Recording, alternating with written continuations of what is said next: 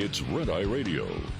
Gary McNamara and Eric Harley talk about everything from politics to social issues and news of the day. Whether you're up late or you're just starting your day, welcome to the show. From the Uniden America Studios, this is Red Eye Radio. Hello and welcome. He is Gary McNamara. I'm Eric Harley as we begin a Monday. Gary, hi. Hi. So you were just telling me about that Wall Street Journal editorial. Yeah. And that's where Washington state politicians want to ban wheels that are the safest on the road. Yeah. A proposal would give the State Department of Commerce authority to prevent the sale of replacement tires that the state says has too much rolling resistance, which decreases the fuel efficiency of the vehicles. Rolling resistance depends largely on the weight and depth of the tire tread, the grippy, thick part that keeps you from sliding off the road in a storm. Washington State is not Arizona, and even Seattle progressives need their Outbacks to get safely to the Cascades. Right. The deeper the tread, the stronger and heavier the tire is. This means the car will get fewer miles per gallon, but it also means drivers will have a better grip on the road. The bill would cover all replacement tires for cars and light trucks up to 10,000 pounds. The proposed legislation says the new standards may not adversely affect tire safety or tire longevity, as demonstrated by independent testing of wet grip and traction. That's a good caveat, but if the new standards aren't going to reduce safety and grippiness, why does the next section create an exemption for snow tires? The biggest difference between snow tires and regular tires is the depth and pattern of the tread. There you go. The bill says adopting the new standards could result in approximately a cumulative 600 million gallons of gasoline and 1,500 gigawatt hours of electricity between the years 2026 and 2025. That's assuming the drivers buy into the program and don't take a Sunday road trip to Idaho or Oregon to buy their tires from dealers beyond Washington state lines. Well, think about that. Wow. You know, Washington gets its fair share of snow. The tires on my truck have a 3-peak rating, and they have very, deep tread. It's the softer stuff. It's the softer rubber, but they're made for, in fact, the OEM puts them on that truck that I bought, and I'm about to upgrade to their brand new version of that tire. But they hit on something here. You go to South Lake Tahoe, you will see a ton of Subarus because there's a lot of liberals out there in California that live in the mountain ranges that need that all-wheel drive, but they don't want to drive a big four-wheel drive truck or SUV or, something much larger, so they drive a smaller Subaru, and they still get their all-wheel drive. It allows them to drive in inclement weather. You start making tires like this, and they make the good point. Oh, no, it's not going to adversely affect the tire. Well, then why are you giving an exemption to snow tires? My tires they wouldn't technically be snow tires. There are some snow tires that actually have certain things like built into them. They use them in Alaska. During the winter you put on your snow tires. You put on your winter tires. It's a thing. Mm-hmm. Yeah. And it is not this isn't something where you want to mess around with safety. One of the things, if you look at the innovation in tires, in tread, the treads of the tires, is the siping that's come about, and the type of proprietary tread that's come about, because they'll all say the same thing. All the tire makers will say the same thing. Well, ours have better tread for pushing basically water out of the way, or, if they're tires for all weather, all terrain, then traversing through mud and snow and everything else. For some people, it's about a look. I mean, there's some of the guys, I don't have 40-inch tires on my truck. I have 31s. I'm about to get 35s. but that's about as high as I'll go, especially for my truck. I could put 40 on them. I don't see any reason for doing that when 90% of the time I'm not off road. I only go off road when I can. The rest of it is going to work and traveling around town. But it doesn't matter. In the rain, my tires are great. In the snow, my tires are great. You know, that half hour that we get snow every year, Gary? Yes. And it melts within the hour. And that's the thing. We bought the vehicle. My wife and I decided on this vehicle because we want to travel. We're going to be traveling a lot more. And we bought it. My gosh, we bought it in 21. We were still back in COVID back then. And you know, so we're looking to travel. And I've done this forever. And since my kids could drive, I do a walk around anytime my adult kids are at the house. I do a walk around in their car. And now my oldest granddaughter has her own car. The second granddaughter's about to get hers. And I'll do the same thing. Well, I guess the question for me is what differentiates a snow tire, you know, from a off-road All-terrain tire. All-terrain, Yeah. you know, mud tire. What differentiates the two? Well, there is a snow tire that it's not just about the siping or the tread, and I don't know what they use. I have to look. It almost looks like rivets inside the flat of the tire. They're not rivets, but it's part of gripping. So it has a bit of a snow chain effect. It's not the same as a snow chain because you couldn't obviously wear a snow chain first time. Or studs. They can't be like the old because the studs have been illegal in most states.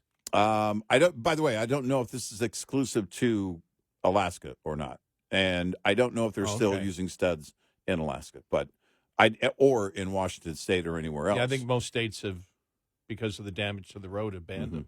Yeah. So I mean, and so that's the question. But you know, the number of you just go to YouTube and see the number of off-road van lifers out there with the big tires on their. You know, the all-wheel drive or the four-wheel drive, and they've all got the big tires. Yeah. This is just Yeah, they still make the studded tires. I just don't know which states they are in. I know they use them in Alaska, and I don't know if they still allow them in Washington State. I'm surprised that, you know, in the Northwest, you know, because you mentioned this, you worked at our great affiliate KXL for a long time. And you lived in the Northwest, and the thing up there in Portland, in Portland, yeah, and that that area is, as you've mentioned, inside of Portland, it's communism, and then the further you get out, you can get to these not suburbs, but outlying areas can be very conservative. These are the rural areas that you see in all over the country, but the thing about the Northwest is obviously they get a ton of weather, rain and snow. They get a lot of it. It's the only place where I've ever had chains for my car. Yeah. Because of the hilly conditions, and the fact is that when I don't know what they do now, but they didn't use any salt on the road either. They didn't use anything, so you couldn't get anywhere. So you had to have, even if you lived, because I only lived a few miles from downtown Portland. But going up the hill where the huge park is right there, the huge city park, you go up a big hill, you come down a big hill to head, over towards Beaverton and Cedar Hill, Oregon. And we needed, where I lived on that other side, you needed to have chains if it snowed. And so I had chains for my, trying to think, that I have a front wheel drive then, or... Yeah, I think I have front-wheel drive. Yeah, so I had for the front tires, I actually had chains that you put on. Now they weren't the big chains like you see on a tow truck or something like that, but they were little things that gripped in. You wrapped them around your tire, and they're chains basically. I think I still have them at home somewhere. Yeah, 30 states allow studded tires, seasonal studded tires. They are legal completely in 7 states, including Wyoming, Colorado, New Mexico, Kentucky, and North Carolina. Wow. I remember when I was in New York, they banned them. Yeah. New York is still seasonal and conditional in a handful of states and fully legal in 6 states. They must have changed the law in New York because it was a huge deal going back, I don't know, 20, 30 years ago. Well, when they banned them. So I don't know. And my question would be, because, seasonal doesn't mean because, certain places they get snow on a regular basis. What is seasonal in New York? Because if you only get 3 months of summer, does that mean you can have them 9 months out of the year? In Texas, I remember when they made them illegal, so they must have changed the law, or it's in certain areas where you're allowed to have them. Mm-hmm. But I can almost guarantee in most suburbs and city now, maybe it was a county, maybe the county laws have banned them in certain places. It could be because it would depend. That would make sense because depending on the road.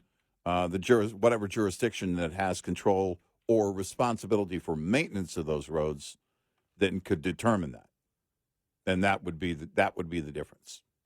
So, Texas, by the way, illegal. I'm sorry, I think I said legal in 6 states, illegal in 6 states, including Texas. Okay, Michigan is one also. I'm looking at it here. Okay, so they changed it in 2015. Mm-hmm.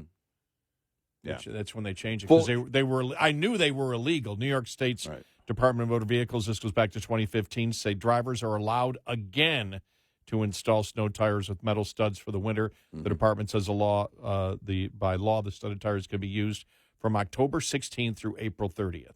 Okay. Wow, that's interesting because they were. I knew it when you told me that. I went, what are you talking about? And that was October 19th, 2015. New York drivers can install studded tires for winter now. So you have these, again, if it's seasonal, that's all right. Well, and snow tires, is it only the studded tires that they're proposing that have the exemption? Is what in this Washington State proposal. Yeah, I don't know, but you're going to get a lot of complaints about that. Oh, well, there's no doubt. Well, look, it doesn't have to be even, forget about snow, rain.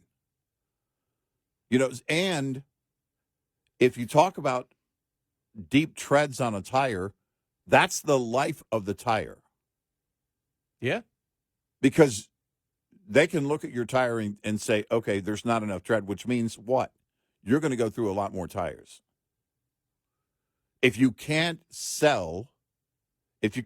own tires with a certain tread depth, well, that means you make those tread depths shallower, which means you're going to go through more tires. Well, what about electric vehicles that are a lot heavier? They go through tires really fast. Yeah. All right, we'll keep you up to date. Now, we just saw that one. We got so much to talk about. Are we any more clear on the border bill now that it's been released? Nope. No. I still have a ton of questions. It's like, well, some of these things look good. What's the enforcement mechanism? Right. What's the enforcement mechanism? Yeah. What's the enforcement mechanism? What are the exemptions? I don't care what's in the bill. It's whether it gives Biden any leeway at all. Yeah. Right. That's the problem. Exactly. We'll get to that and more coming up. We got a great show ahead. 866-90 Red Eye. This report is brought to you by Shell Rotella. With advanced synthetic technology, is designed to help keep your rig running with more mileage and less maintenance. Starting and charging system-related issues are one of the most common causes of winter breakdowns. So when your batteries talk, it's important you listen. Knowing the warning signs that could indicate your electrical system needs attention can help you avoid getting stuck out in the cold this winter. Dim lights are an early warning sign that your alternator is degrading and near the end of its life cycle. Lights that are brighter than normal, on the other hand, can indicate your alternator is overcharging. Get a full electrical system check if you notice your headlights getting dimmer or brighter. Get in touch with Red Eye Radio, toll free at 866-90 Red Eye.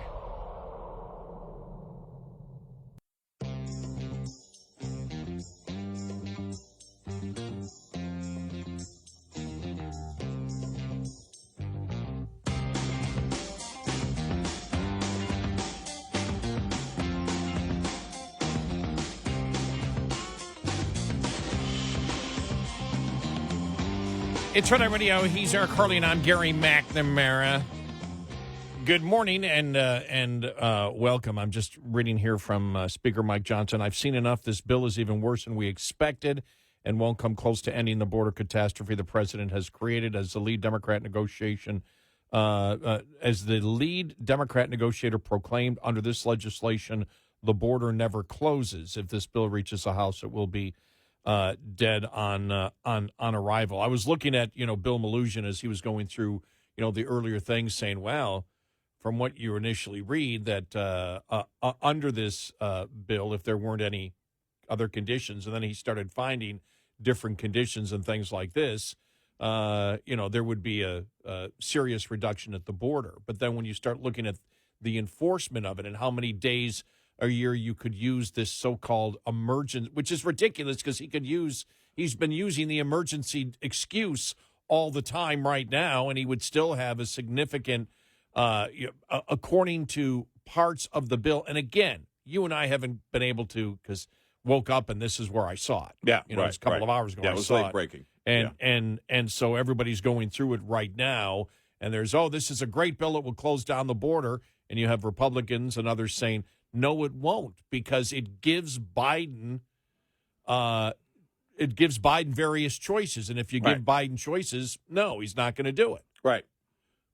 Well, I will say this, though. When you see the marketing of this bill, it shows the Democrats are worried like hell about how this is affecting them. Yeah. Here's the thing. By the way, last week I actually joked. Yeah, it means we'll see the bill probably around 6 p.m. on Sunday, and that's about it. Was that when it came out? Okay, I was well, asleep. It was the news started breaking. I don't know when they released it, but the news started breaking later in the afternoon. I think 6-ish Eastern time. But of course, that's what you do. I mean, you hold it as long as you can. Why? Still, why in the world are they holding that back? Why are these GOP senators, why didn't they want to release the information? And, if it is indeed worse than we expected, then, look, it's D.O.A. anyway. And it's in the House. And I don't expect it to go forward. But I really want to know why these GOP senators would be, if it is worse than expected, then I want to know why these GOP senators were on board. That has to stop. Even if they thought this wasn't going to get through the House, you sign up or you sign off on it, you're good with it, I've got a problem with that. And, we'll learn more about that, as we go through and get the important details, because the fact of the matter is, as you point out, if you're giving way too much discretion, it was the thing we have been saying since the beginning. You need an enforcement mechanism that says this funding will be used, and, you're going to have to write that in to the bill. If you're just openly giving them a blank check and they decide, no, administratively, we can change what we're going to use the money for. No. And that's the problem here, is that it's not going to be, thank goodness it's D.O.A. in the House. But it still needs to be dissected. We still need to know where these GOP senators are. And quite frankly, supporting something that all of the Democrats in the Senate would get on board for, that's not just about Ukraine. We'll talk more about it coming up.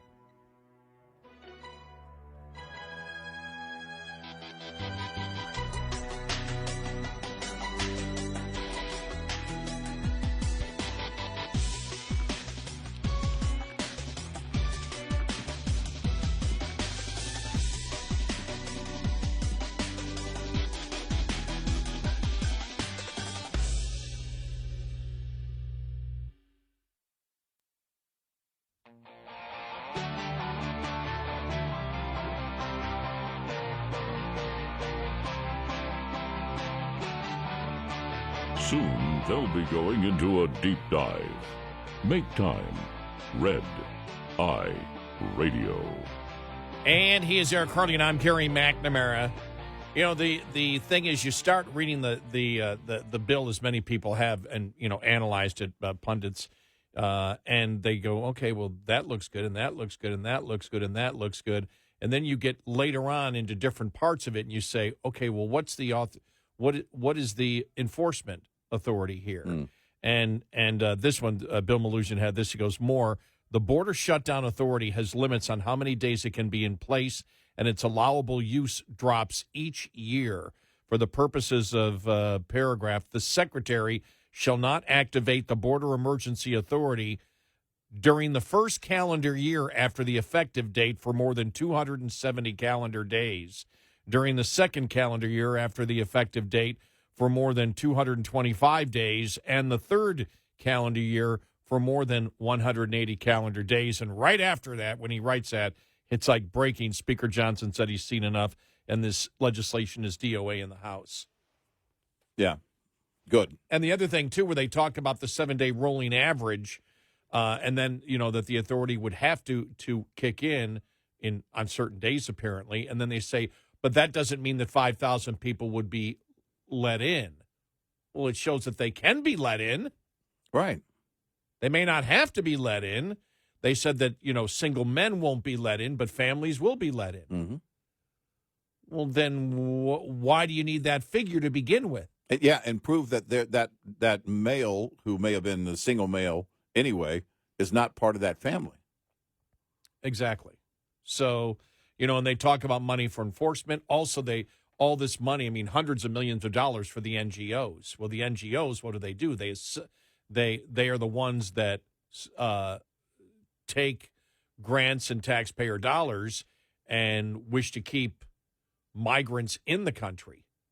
Yeah. And so, again, I haven't seen, again, I haven't had time to read it. Just don't have time to read that type of legislation when you wake up and you got to be on the air in an hour. It's impossible. Yeah. And so, as we've said, it really doesn't matter what they promise. It's what's the enforcement that forces the president to do the right thing. You've been saying that since the beginning, and it is very critical that there had to be some kind of enforcement mechanism that says we're funding this, we're allowing this, we're changing the law for this, and the administration must, Department of Homeland Security must do these things on enforcement. You outline it clearly. And there really can't be any room, because once you give them that kind of discretion, then they're going to abuse the daylights out of it. That's the thing, is that they're not following the law now. A new law isn't going to change the fact that they don't care to follow the law if it's not working in their favor. So, I dare say, even with a very strict enforcement outline, they could still go in and go, well, that's our interpretation of the law, until it goes to court and takes 2 to 5 years or 7 years or 8 years to get to the high court. Well, are you a single male? I don't identify as one. Exactly. Well, then you're allowed in the this is but you may sit there and go, Gary, stop being ridiculous. Excuse me, this is the party and the president that tells you a man can be a woman if the man says so. Right. So I don't trust anything that comes from anything that the Biden administration would approve. I am automatically suspicious of. Yep. And rightly so. It's not like I'm he's more liberal. No, it's based on what we have seen so far, where they haven't paid attention to what the law, says currently. And the one thing is, it's like, but they're going to increase detention beds from 34,000 to 50,000. Well, everything I've read is they haven't filled the 34,000. So it doesn't matter. Right, yeah. If you're not putting people in detention, then it doesn't matter if you increase the capacity. Right. Well, again, it's about interpretation, because they can say, well, we're reserving these extra spaces in detention for the possible influx of more children or people that need them greater than blah, blah, blah, blah, blah. Again, this is our interpretation of the law, or this is the precautionary measure. It's It's in the spirit of a humanitarian effort, blah, blah, blah, blah, blah, blah, blah, blah, blah. Well, you know what we're going to be dealing with tomorrow? We're going to be dealing with the White House and the Democrats saying, we wish to close the border, and the Republicans do not. Yeah, absolutely. You're going to hear that big time this week. Absolutely. And it's going to be, okay, does it really? But the problem is the public doesn't trust the president. No. In fact, we'll get to some of see the polling numbers on NBC? Yeah. And that was the point we made last week Right. when Gavin Newsom was saying, you look at all the issues. And Democrats, Biden just kills Trump on everything. And we're like, well, that's as and they're like, don't you know that? I mean, it was as gaslighting as you could get when he was doing that interview last week. We're like, what issue? Yeah. I mean, it's not even close. Yeah. And Newsom's out there just like, well, I'm just going to lie because I've got that Pat Riley 1989 Lakers look, with the slick back hair and everything else. So if I say it with confidence and I look like an 80s Pat Riley, the suckers in California will believe me, even though I'm lying to their face. Go Lakers. Go Lakers. I mean, Warriors. I mean, every team that's in California. This is the again, this is the problem. My greatest issue here is that you had any GOP senators on board. Not surprised, not shocked. But they think this is a good thing, and they're jumping on this heaping, steaming pile in a major election year. Even if those particular senators aren't up for re-election, it doesn't matter. You have to know the damage it's going to do to your party. People like Mitt Romney, I know he doesn't care about the party. He thinks the party is Liz Cheney. He thinks the party's Joe Manchin. He thinks the party is him. But that's not what this, you go back to, again, we're, Gary and I are old enough to remember when everyone cared about the border, and I mean they behaved like they cared about the border on Capitol Hill. The American people want the border closed. The polls show it. And how any GOP senator misses that is beyond me. I just don't get it. I really don't get that at all. But this is exactly what we should come to expect. Then it gets worse and worse and worse. You and I have been saying for years, hey, all you have to do is point to your opposition, point to the opposition party and show what they're doing.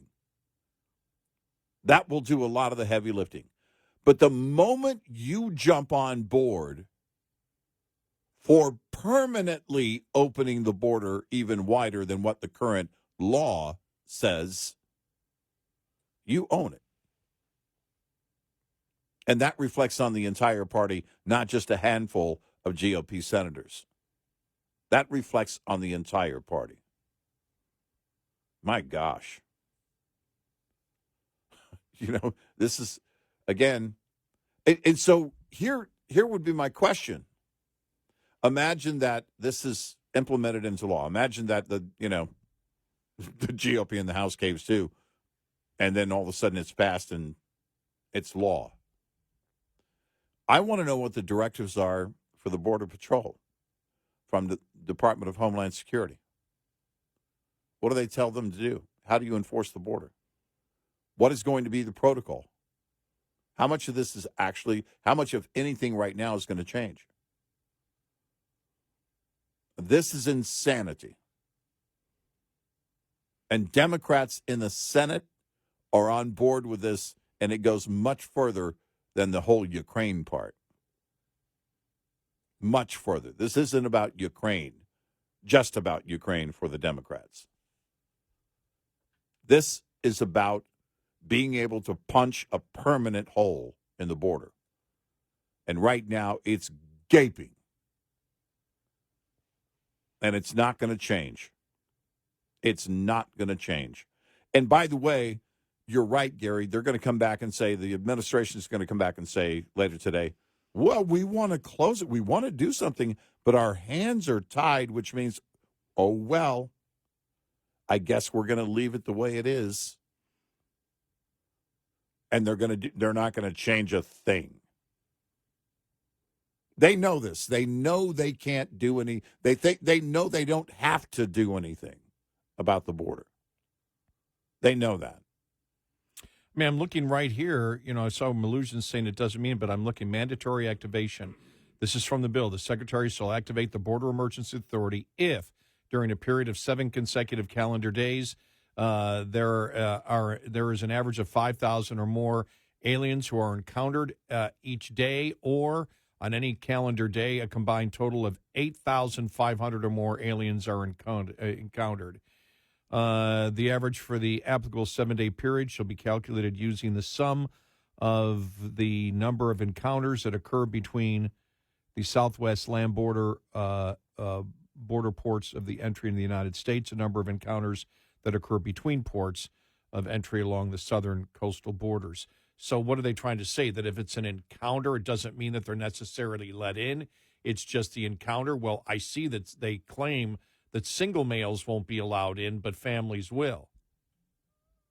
Well, how do you know that man isn't pretending to be the father? That would be the thing. Because it all comes down, it doesn't matter what the law is, it's whether the Biden administration will look for any loophole. You can make the law whatever you want and then claim you wish to close the border, but nobody believes it.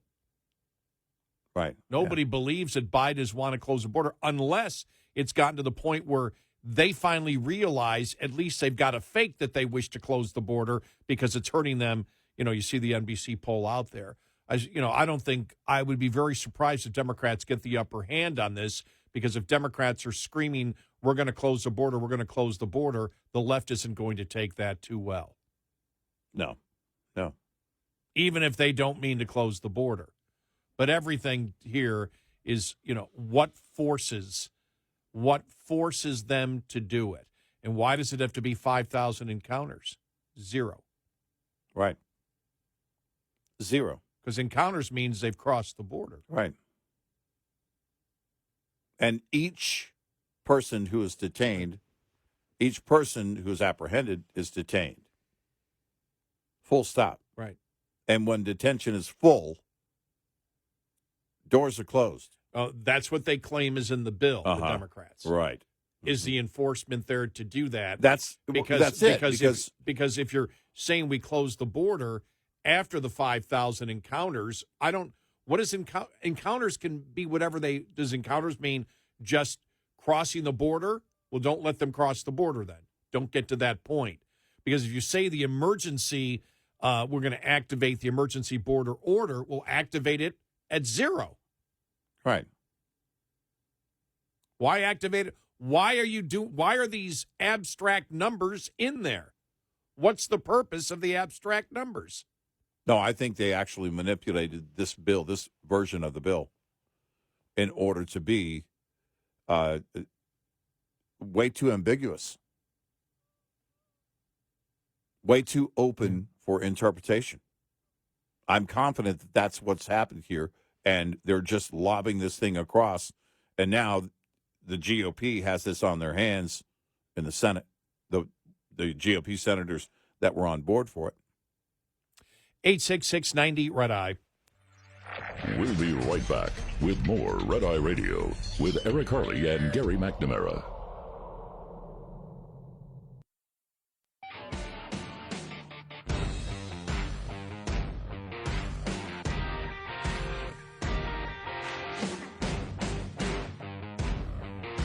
It's Red Eye Radio. He is Eric Harley, and I'm Gary McNamara. New NBC news poll out. Cannot make the White House happy at all. We'll get to those numbers here in a little bit. I thought it was interesting, the job numbers the other day. I can't wait till we get the actual breakdown of all the job numbers out there, because you saw last week you had that independent analysis that said that layoffs were huge in December. Yeah. And then you had, layoffs were huge, and then the number of jobs created was huge, and you're like, okay, none of this seems to make sense right now. I got a few people, contact me and saying, what do you think? And I don't know. You're right. Initially, if, one set of the numbers are wrong, either the layoffs weren't there, and we'll get to that number coming up, or they were there, and who are these 350,000 people? Is it second and third jobs? What is going? Is it more part-time jobs? Right. And I haven't seen the breakdown on that yet. Right. But we'll go over all of that, plus the polling numbers and more.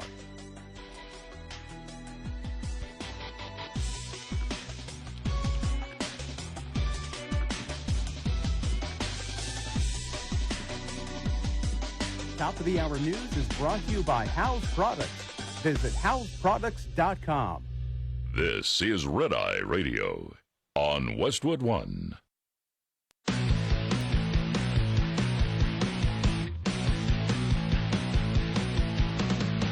Now, it's Red Eye Radio. Gary McNamara and Eric Harley talk about everything from politics to social issues and news of the day. Whether you're up late or you're just starting your day, welcome to the show. From the Uniden America Studios, this is Red Eye Radio. All across America and around the planet, we are Red Eye Radio. He is Eric Harley, and I'm Gary McNamara. I did watch some sports over the weekend. You did? Yes. What did you watch? Golf at Pebble Beach. Pebble Beach. Pebbles. Yeah? It is not named after a character from the Flintstones. Pebble Beach and then women's basketball. I'm sorry. Really? Yeah. All right. Saturday night.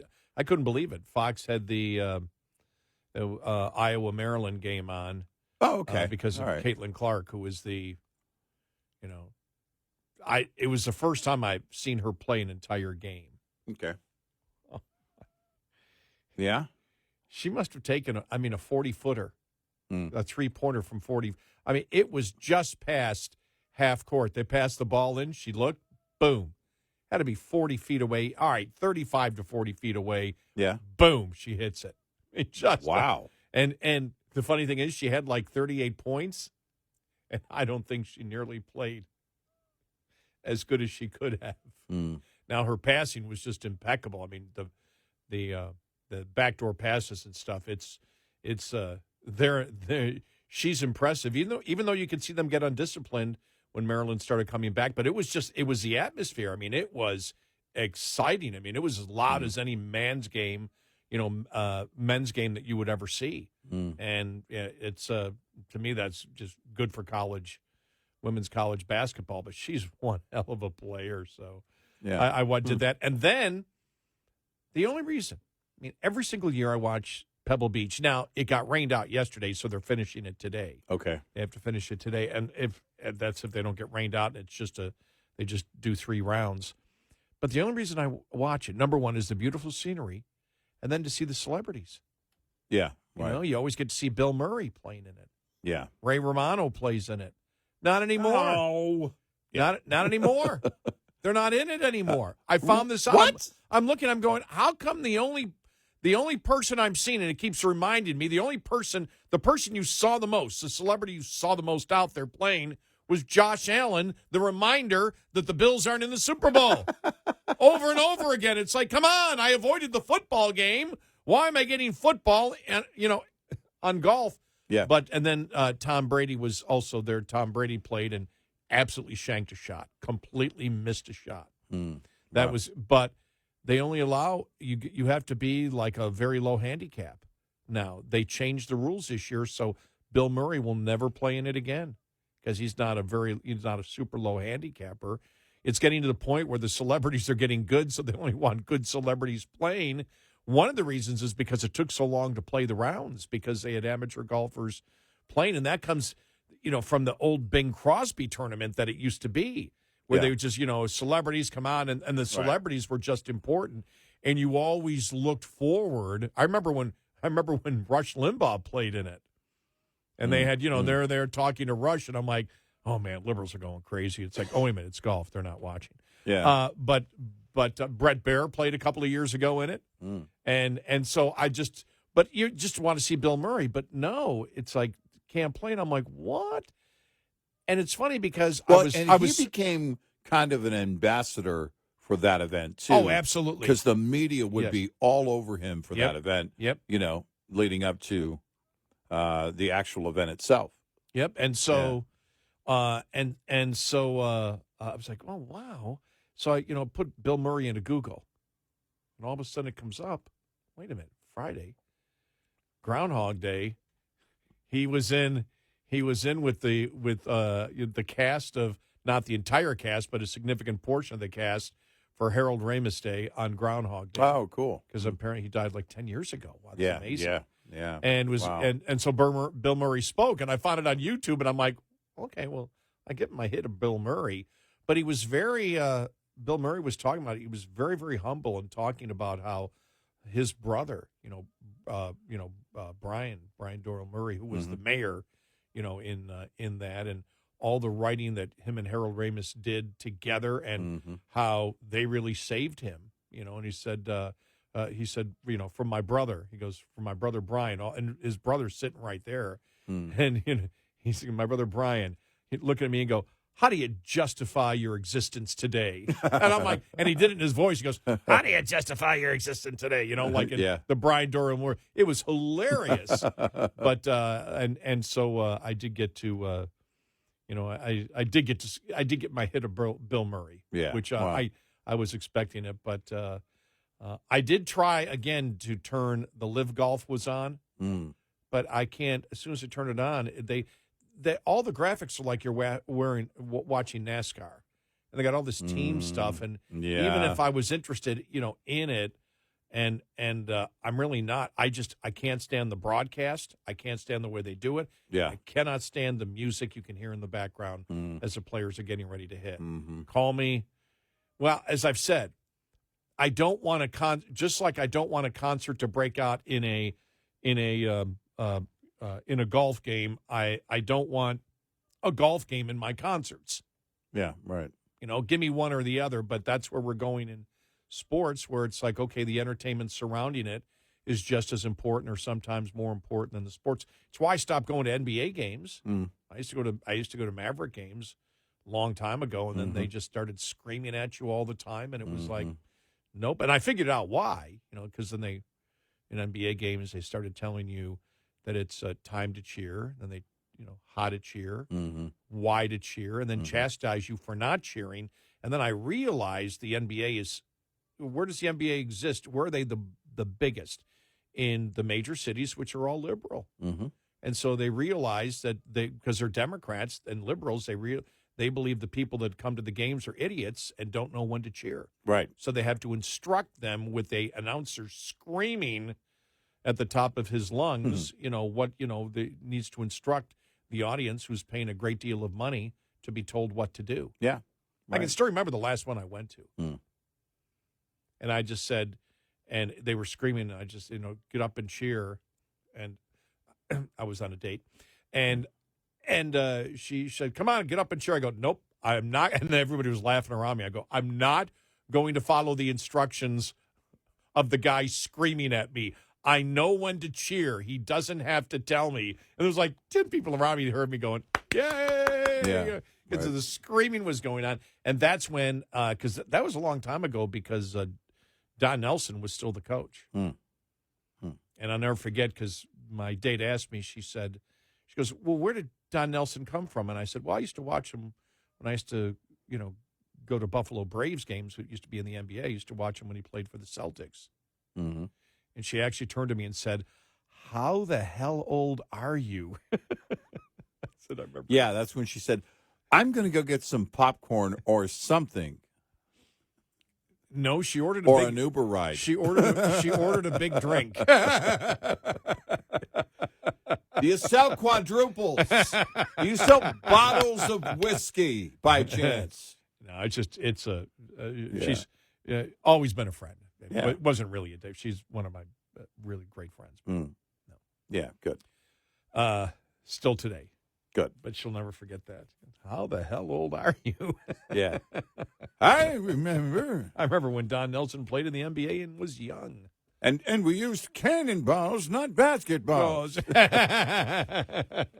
There used to be the jump tip after every basket. Exactly, yeah. And they actually used baskets. Yeah, right. Sorry. Ms. Wilson didn't weave enough baskets for the game. We're sorry. It's we had to call the game off. Yeah, it's I've gotten to where now it's so hard to sit around. And I was talking to my wife about this over the weekend about how our viewing habits of everything basically are changing. And our time spent in front of the TV, I don't think it's necessarily that people are wanting to get up and go out and do things. I think many people are quiet quitting their own personal life. We brought you the article last week where a lot of people were saying, no, actually, I feel better staying home on the weekend. It's too expensive to go out. One person quoted in the article, I spend $100. If I go out anywhere, I end up spending $100 for the night. If you're going to go to dinner, I'm guessing, you throw all that together, it easily becomes $100 today. And that they're okay with staying in the me time. Remember when they were just not too long ago saying we want to cure loneliness? And everyone's response was, leave me alone. and I think it's not, it's not necessarily on the viewing thing that people want to, get up and go do other things. That may be the case for some. I just think it's that we have so many things vying for our attention. One of the best moves I made is to get the commercial-free YouTube, to pay for commercial-free YouTube. Oh, same with me. And the thing is because there are so many things that are instructional on YouTube. You want to repair something, fairly simple repairs, or build something, or gardening, or fishing, or whatever. There's so many people out there say, okay, look, here's how I did it. And I think there's a lot to that, but also there's the mindless entertainment. I watched the first post on X, the first video on X by Mr. Beast a couple of weeks ago. Oh. Now, this is a guy who's worth, by some estimates, maybe $500 million, strictly because he is the highest monetizer on YouTube and social media. Maybe not social media altogether, but I'd have to look that part up. But on YouTube, he is. And so he's coming over to X. He's still going to be on YouTube, I think. But he's on X now, and it was massive, massive. One video, he gave away the money to somebody, just randomly. But he made over $250,000 on one video, based on the views and the algorithm and how the ads work. And I've never seen Mr. Beast. And it was the first Mr. Beast video I've ever watched. I know who he is. He has he now sells candy bars, and he has, I think, Crohn's disease. So he made this special chocolate that people, that's basically I don't know if it's all natural or whatever it is, and he sells those things, and he gives a lot of money away to people, just randomly, $10,000 and whatever, and a lot of people just will tune in for that kind of stuff. He wanted to drive, the video was, on X, was driving the world's most expensive cars, and he did it. And there was one car worth, what was it? Was it $100 million? It's in the two cars in a museum. They had to have special drivers, had to have the roads closed down, the whole thing, so he could ride in these cars, and they could determine whether a cheap car is better than one of these, mega $1 million cars. Okay, that's interesting to me.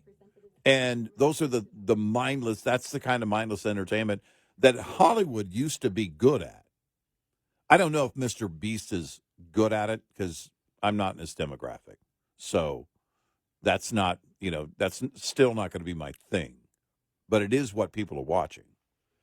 And I just wonder if our attention span is gone for the whole, 3.5 hours, 6.5 hours, 12.5 hours, 15 hours on any given Sunday, and I just think, look, we're still a football nation. I'm not watching it, but they don't care if I'm watching it or not. Again, it's a demographics thing. And I just think that all forms of entertainment, even on streaming, people are jumping off. They'll be on Netflix for a month, binge some stuff or watch a few things, and then boom, they switch over to Hulu or whatever. And it's just interesting watching it. You saw Byron Allen. This is interesting to me. Yeah. Byron Allen because now he's a mogul. He's a media mogul. He used to be a stand-up comedian. A very, I think he was always a clean comedian. I only saw him on TV, because back in the day, he was a stand-up comedian. He was pretty funny. I mean, he had a lot of TV time. He was on that TV show. What was that TV show called? Something. It was not Believe It or Not. I'll have to get the name of it. But then became a media mogul. Now he's making a move for Paramount Plus. Now he's made a lot of moves and says he can get the money together to basically, he has the investors together to buy Paramount Plus. We'll see if that happens. But those streamers are all now, it looks like you're probably going to see some mergers in the streaming world because we're fickle. We're way too fickle. I don't know what happens to golf after the LIV thing. I really don't. Well, the PGA made a deal with that didn't include LIV. Right. LIV's not. I mean, they committed, but I'm just not. For me, the only thing. I mean, I watched a little bit of Pebble Beach. I'll probably watch the Masters, but other than that, I probably won't watch a lot of golf and LIV to begin with. The team there's this great big thing about having teams. I don't think anybody cares about teams. If you really are a golf fan, you care about watching individuals play individuals. Yeah. The right. Ryder Cup, if you have the United States against Europe, that's fine. But they put together these fake teams, and it's just, and they've got all these graphics like it's NASCAR. Right. And then they got music playing in the background when you turn it on. I'm just like, I turn it on for 30 seconds and go, this is unwatchable. Right. The broadcast to me is unwatchable. 866-90 Red Eye. Brought to you by FPPF, Fuel Power Max. Managing time is key. Successful owner-operators know that simply running hard is not enough. If it were that easy, anyone could do the job and expect the profits to roll in. It generally pays to slow down. There is a trade-off in higher costs, not to mention the increased risk for driving fast. If driving slower takes time away from you, you could find some of the ways to get it back. Never take time off during the last 2 weeks of the quarter or the last week of the month, when freight typically is abundant. Sometimes it works to your advantage to look for loads that take you through home rather than to home. The latter can interrupt your revenue stream and require additional time to get back up to full speed again. Brought to you by Shell Rotella, with advanced synthetic technology is designed to help keep your rig running with more mileage and less maintenance. Coming up, more with Gary McNamara and Eric Harley. It's Red Eye Radio.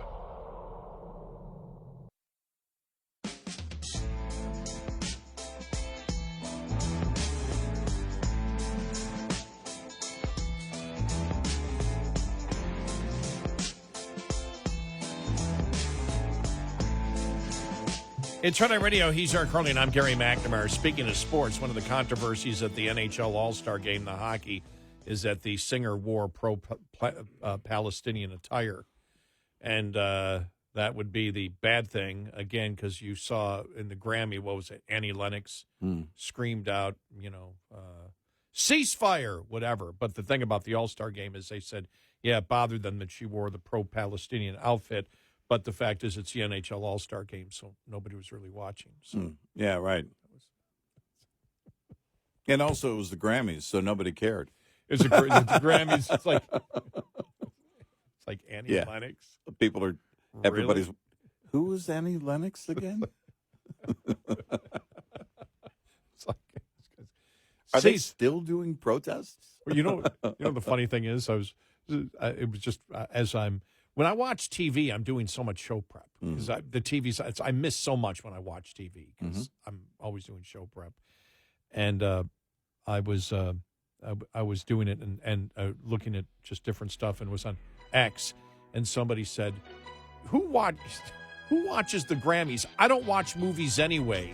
And I went down like I'm not kidding, like 50 different comments. Yeah. Nobody knew that the Grammys was about music.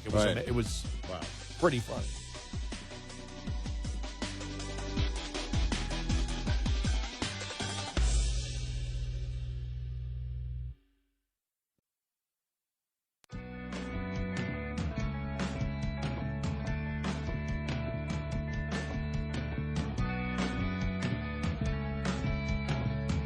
You're listening to Red Eye Radio from the Uniden America Studios. And he's Eric Carly, and I'm Gary McNamara. Welcome and good morning. Thanks so much for being here. You know, on the border, I was reading Jonathan Turley's piece in thehill.com. And, you know, this is where he says constitutionally that using the invasion for the southern border constitutionally, and he agrees it's another kind of invasion. He's just saying constitutionally, invasion always meant a state sponsor. Excuse me, a state nation. Right. And you and I made the case. We said, yeah, but the country has viewed that differently, especially since 9/11. And so an invasion we now know can be done not only by an actual state, a sovereign state, but it can be done by terrorist groups. And we have declared war against terror. When we say that a group is officially a terrorist group against the United States, that means we're at war with them. Yeah. For all intents and purposes, that means we go anywhere, we want. You've seen, for example, what has happened this weekend. In fact, we'll get to Wesley Clark. Wesley Clark, the Democrat, the general who was he a Democrat or was he? I can't think now. Was Wesley Clark? Was he a Democrat or was he just a Democrat Republican at one point? No, he was a Democrat. Yeah, okay, because he was out there saying, unbelievable, that we're basically telling our enemies the time. We're giving them time to get out. We're telling them where we're going to attack and when we're going to attack, where we're going to attack, and how we're going to attack. It's just that it's unbelievable and it doesn't work. But we'll get to that a little bit later on. But so Turley doesn't believe it's an invasion. You and I believe that isn't the only way to fight this. But the fact is, I think you can make the case that the country itself, through our policy, over the last 3 or 4 decades, when we have been looking at the danger of terrorists and sleeper cells in the United States as another form of invasion, and that has actually become U.S. policy, that I would have that as part of my debate, because there's a lot of, we played some of the constitutional experts saying, well, no, an invasion was viewed as, for example, pirates. Pirates were from a sovereign nation. Yet you had many of the early states, before there was a modern American Navy, that was fighting pirates, keeping pirates, and enforcing the border from pirates. And to look at Turley here, he says there is a difference between the colloquial and constitutional meaning of such terms, and he means invasion.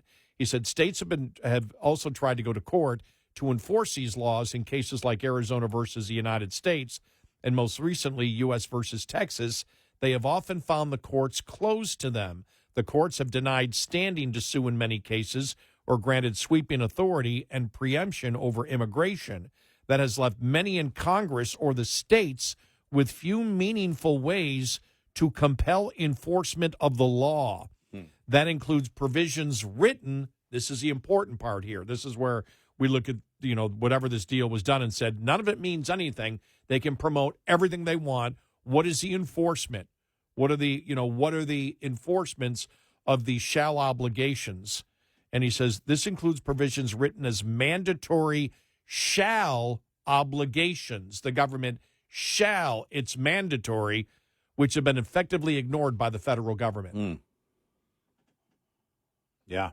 The result is many now see impeachment of Mayorkas as the only viable option to force change. However, given Biden's support for Mayorkas's actions, it's difficult to see how Mayorkas's removal would alter policies or practices in any respect. Congress is not blameless in any of this. The court has virtually invited Congress to pass laws giving people greater standing to sue the government. It could also apply more stringent conditions on spending and also block confirmations. Yet this crisis is a result of decades of court rulings expanding executive powers while limiting the ability to challenge those policies. The court's decisions narrowing standing have been deleterious, limiting those who can challenge unlawful or unconstitutional acts by the federal government. You and I have talked about standing in a variety of different things over the last couple of years. States such as Texas are absolutely correct that this is a breach of the original understanding with the federal government. The combination of the sweeping preemption by the courts and diminishing enforcement by the agencies has left states as mere observers to their own destruction. It is like watching your house burn down as the fire department works primarily to prevent anyone else from putting it out. The Biden Fire Department is claiming that just as it has the authority to put out fires, it has the authority to let them burn. The question is whether states have finally reached the point of near total disempowerment, becoming effective nullities or non-entities in dealing with this overwhelming influx across their own border. While they can patrol the border, they are powerless to exercise inherent powers to protect their citizens and society. This runs counter to the original federalism guarantees used to secure the ratification of the Constitution. States were viewed as partners, not as pedestrians. One can see why this looks like bait and switch for states who were offered something very different when they agreed to abandon the Articles of Confederation. They understood the need for a stronger federal government and that states could not act as separate sovereign powers. States yielded authority to the central government, including interstate matters, yet the Constitution would have likely failed in ratification if they had been told to the degree which they would become dependent on federal authorities within their states. This is something that you and I brought up about the original Constitution. Right. Clearly, the federal government will continue to determine who enters the country. However, Congress has repeatedly tried to impose limits on such actions through express legislative mandates. This brings us back to the courts. Members of Congress have been told that they cannot sue to enforce mandatory provisions, while states are told that they cannot sue to secure their own borders. It reduces our system to a facade of constitutional powers with little ability to protect them. The combination of open borders and closed courts will continue to fuel this crisis. If the justices will not allow states to close their borders, they can at least open up the courts to allow them greater ability to actually be heard. Well, and this is where, you talk about, because we always, the fascism word, the F word is so big out there right now. But if you want fascism, this is where the mindset exists in the United States, giving more power to the executive branch, which then cannot be challenged by Congress or even individual citizens because of the standing rule. Yeah, and so government does not, as this is Turley, he's a Democrat. He sees what's going on. Well, and, the thing about if you look at executive powers, first of all, the executive decision any administrative decision can be reversed by the next administration. But if you're going to pass a bill, if the people's representatives are going to pass a bill on the border, if this were to go through, I don't know what kind of challenge, if any, I would ever see at the Supreme Court, because it's on a number of things. We've talked about how administratively the court can come back and say, okay, the executive branch overstepped its powers here. They can't do this. What was it with Obama? Recess appointments. A 9-0 decision. And you look at a number of executive moves over the years, executive branch moves over the years, where the court's come back. And the court has said, if you want to change that, you change it on Capitol Hill.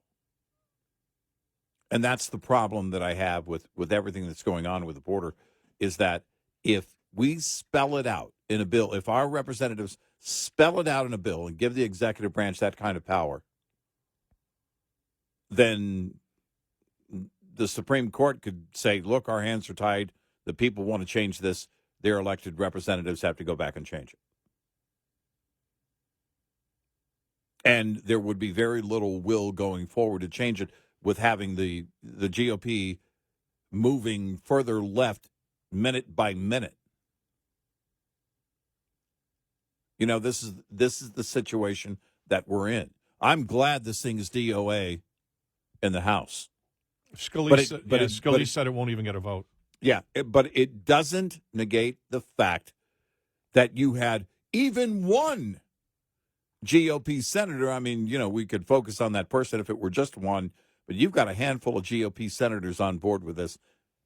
And I'm telling you right now, that's maddening.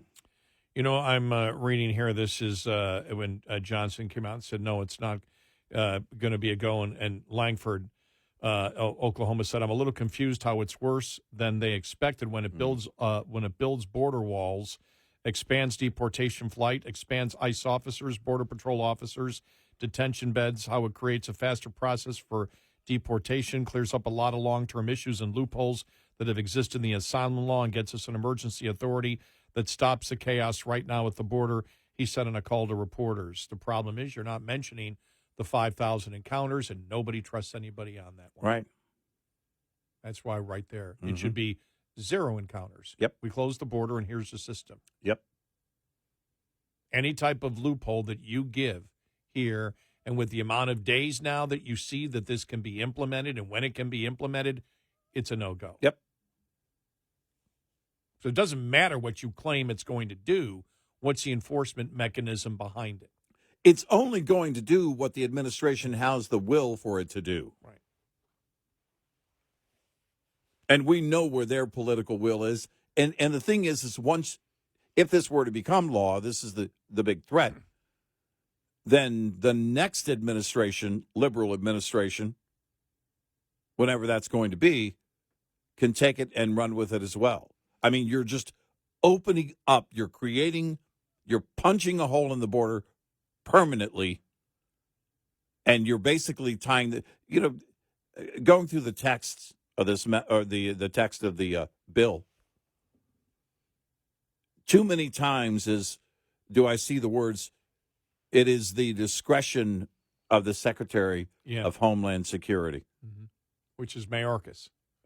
And he's the perfect example as to why you don't hand him that kind of discretion on a permanent basis. The number is 0, full stop. Yeah, and so because here's the argument already I've heard. Well, yeah, it says 5,000 and 8,000, 5,000 over a period of 7 days encounters. It doesn't mean everybody gets let in. Well, it could. Well, single men will not be let in, but women and families will. Well, what are women and families? How do you vet that? At the border, you're going to require them to provide proof that they're not family. Encounters at the border mean or are family, but encounters at the border mean they cross.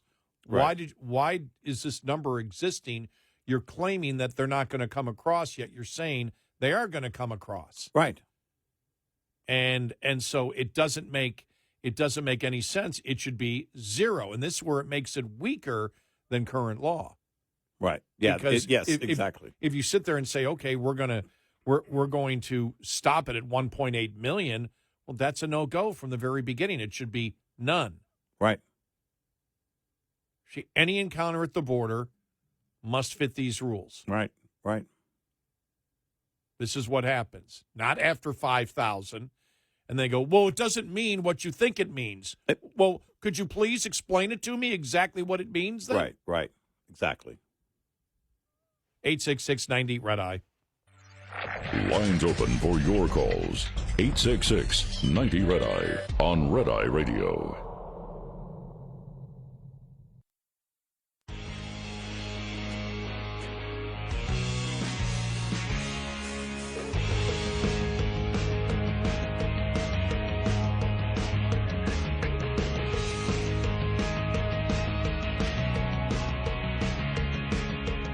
It's Red Eye Radio. He's Eric Carly, and I'm Gary McNamara. Coming up,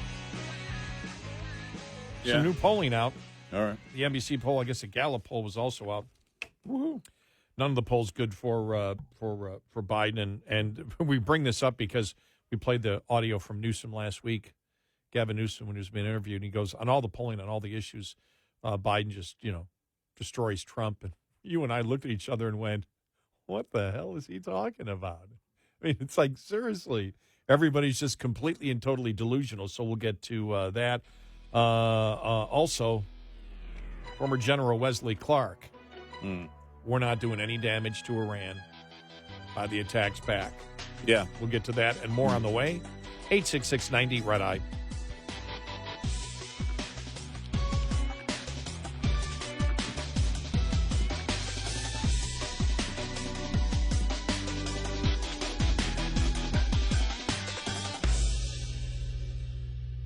This is Red Eye Radio on Westwood One.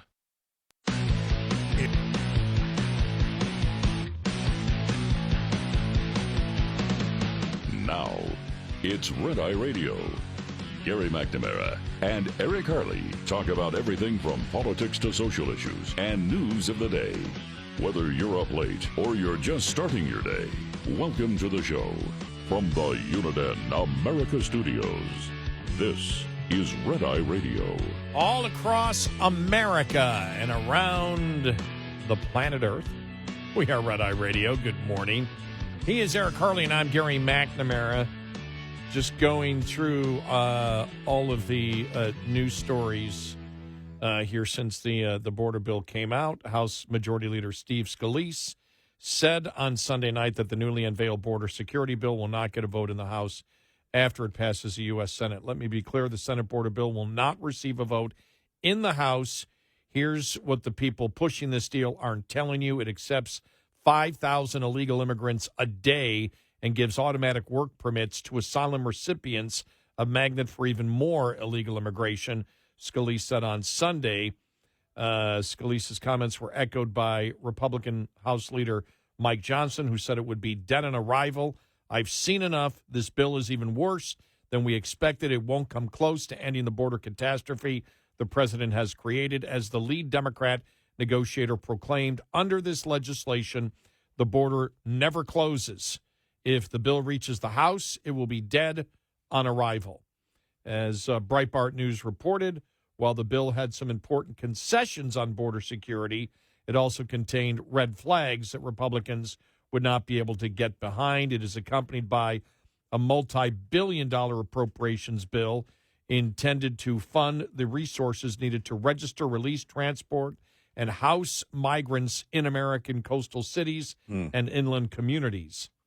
The bill is also being marketed as a national security bill as it seeks to overcome opposition by Republican legislators whose elections depend on the enthusiastic turnout of ordinary populists who are worried about the migration's lawlessness, pocketbook damage, crime, overcrowding, and chaotic diversity. However, Democrats are touting the bill as a fix to President Joe Biden's terrible poll numbers. The establishment's authors of the bill have largely hidden its contents along with many possible loopholes and exceptions. That is from Breitbart. Elise Stefanik, the Joe Biden-Chuck Schumer open border bill is an absolute non-starter, and that's what you're getting. That's what you're getting from Republicans right now, and that's the problem that you have. It's still the average of 5,000 coming across, and you made a point. Is that 5,000 average Monday through Friday? Is it a rolling number of five, average of 5,000 a day for 7 days? Well, or 8,500 for 1 day. Well, and the difference would be is because they say in a calendar week. Let me see if I can bring that. You and I both have the bill pulled up. Let me see. All right. Just search it this way.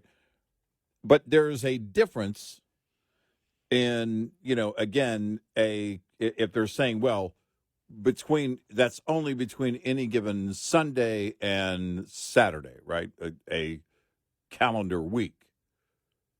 Or if it's a rolling 7-day average, then the whole 5,000 number, because that's where it's it's not a mandate. Let's be clear, it's not a mandate, but the language in the bill changes.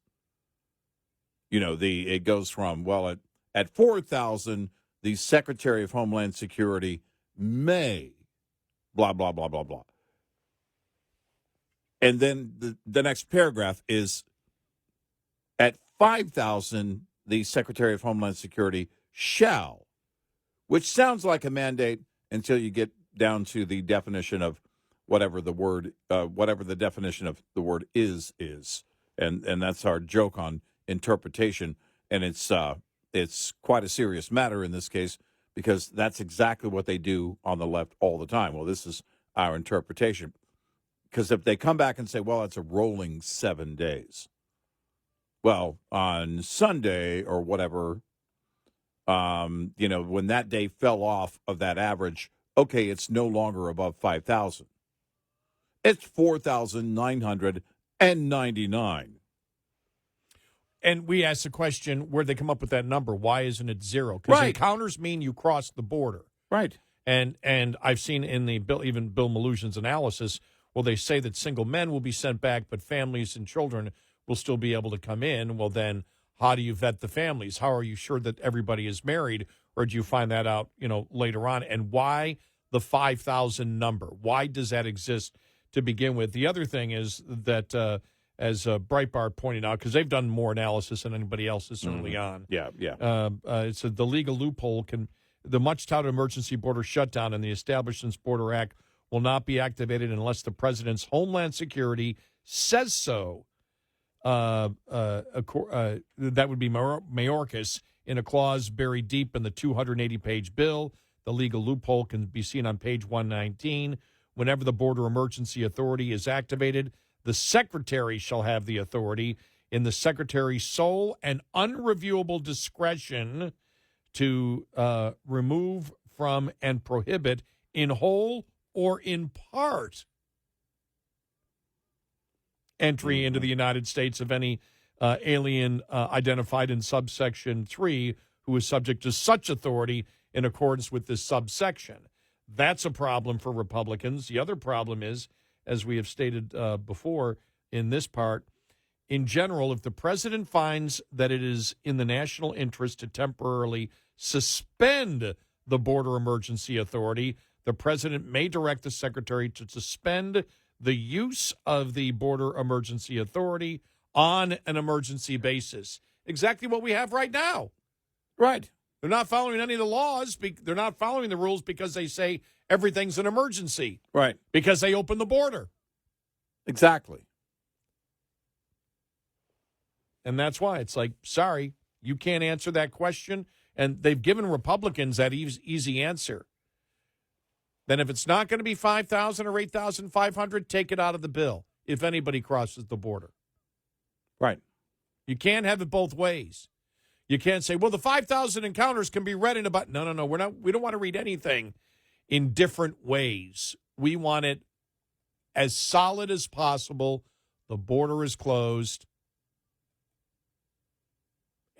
and here's what we're going to do on any type of amnesty. Here's what we're going to do on asylum. But the border is closed. As long as you have that number in there, and as long as you say the president can call an emergency at his will, and whenever you say that if there's a border emergency, that it is up to Mayorkas to enforce it in whatever way he sees, sorry, you're not going to get Republicans to agree with that. And Langford can do everything he wants, and whoever is for this Republican can say whatever they want. Nobody trusts you. Well, and that's it. That, okay, to step back from this, why are we creating any new legislation on the border? Period. Why? Why does there have to be anything? This isn't like a clarification on a rulemaking, an administrative rulemaking. Why do we have to change anything of what the current law is now? Well, I would think Republicans would say because Congress needs to force the president to abide by the law.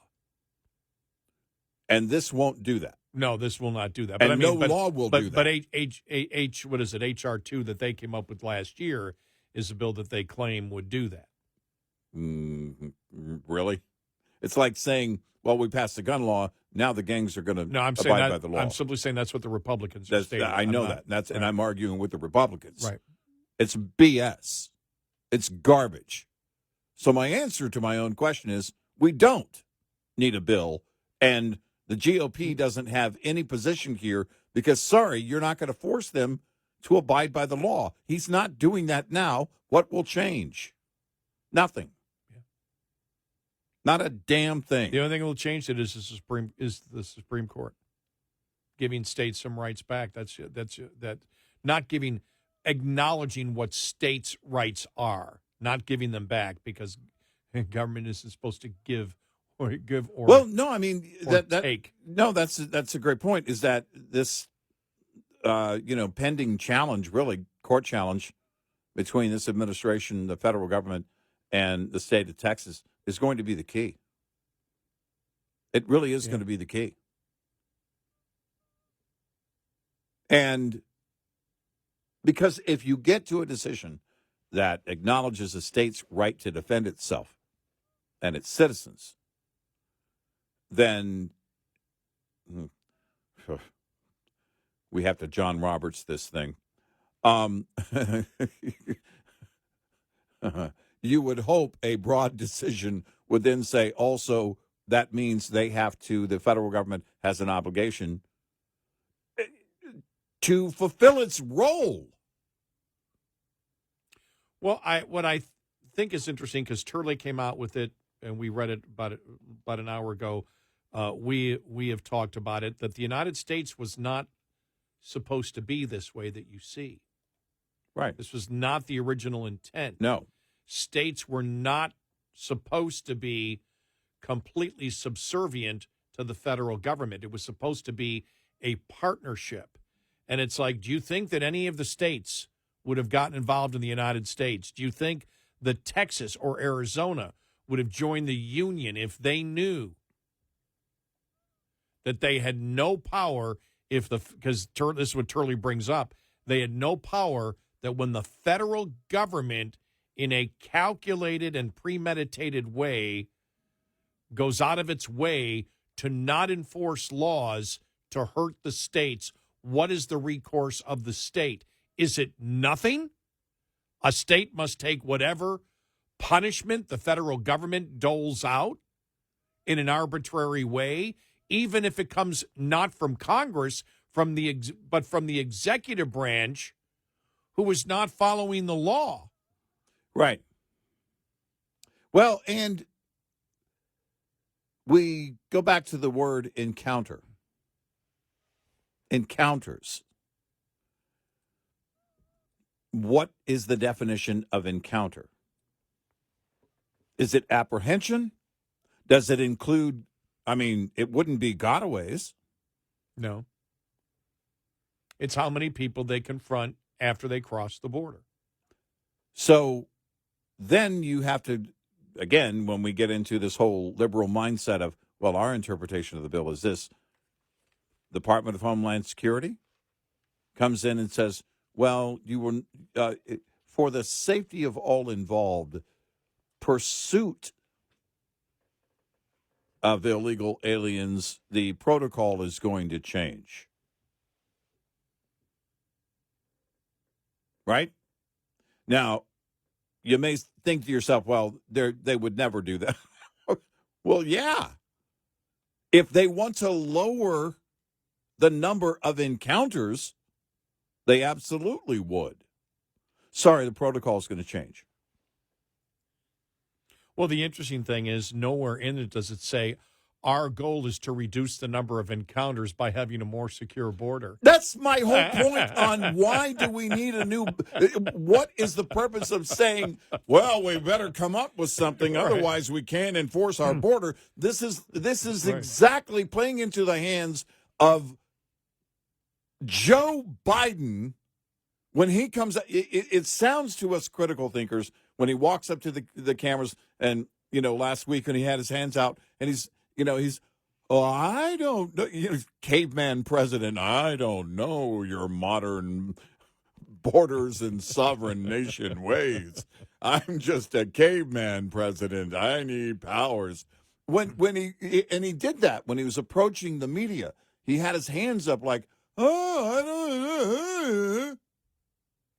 And that's exactly what you get. It sounds, because this is like, well, we better give him authority to do this. If anyone in the GOP thinks they're going to tie his hands and force him to do something, they're false. And that's where we began on this. You better have very clear language on enforcement mechanisms in this bill. And so far, I don't see them. And if they decide not to pay attention to them anyway because he calls an emergency on the emergency orders. Right. There's a loophole out of it. Through the department, they can create as many loopholes, and they probably already have them in place and know what they're going to do if something like this were to pass. 866-90-RED-EYE. Get in touch with Red Eye Radio, toll free at 866-90-RED-EYE.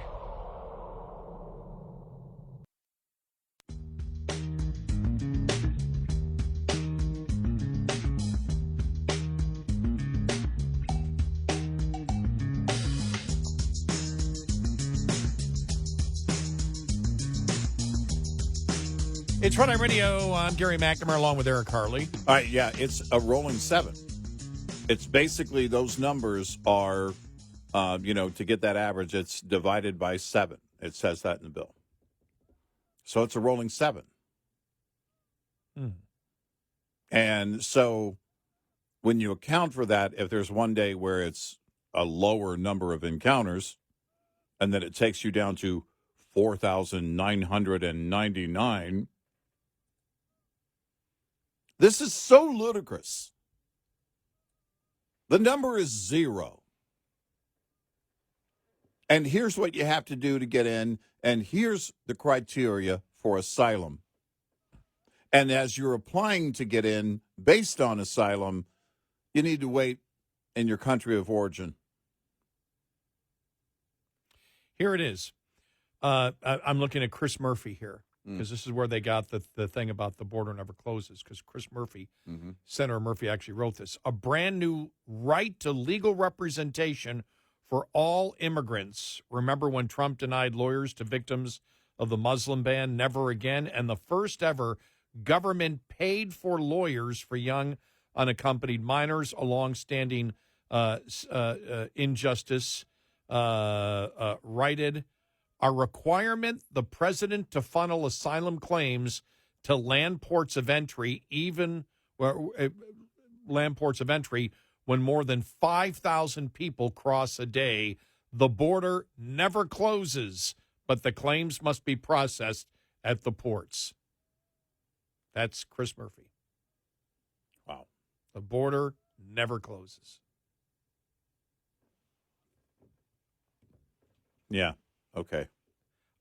Langford, defend it. Senator Langford. Right. Defend it. Yeah. I don't know. Was he on the Sunday shows this week? I didn't see him. I didn't see him. I did not see him. He may have made an appearance somewhere. He was last week saying, "Oh, that's all rumors. It's all rumors," and everybody screamed, including us. Okay, great. Dispel the rumors by releasing the bill.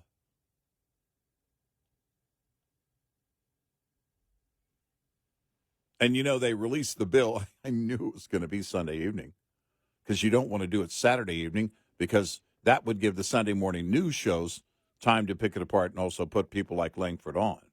Well, this should be a pretty easy, from what we have seen. Again, we haven't been able to read the bill from beginning to end. We just didn't have time because the bill came out when we were sleeping. So, but from what I can see in the excerpts that Republicans are pointing out, there seems to be some real problems here with enforcement on it. And we said before, it doesn't matter what the Democrats write. We don't trust them. It's the Democrats that have defended Mayorkas and the president saying the border is secure for the longest time. They are pathological liars. And the fact of it would be interesting to see what Langford says tomorrow. Really will. And I'll look to see if he was out anywhere. Right. Yesterday, I'll see if there was anything, because we hit the one text that he put out, where he said, "Well, how could you be against all of this?" Well, we're not against those things, but we're against the 5,000 allowed in. Yeah. Turn that to zero. Right. Yeah. That's what we're against. That's the first part.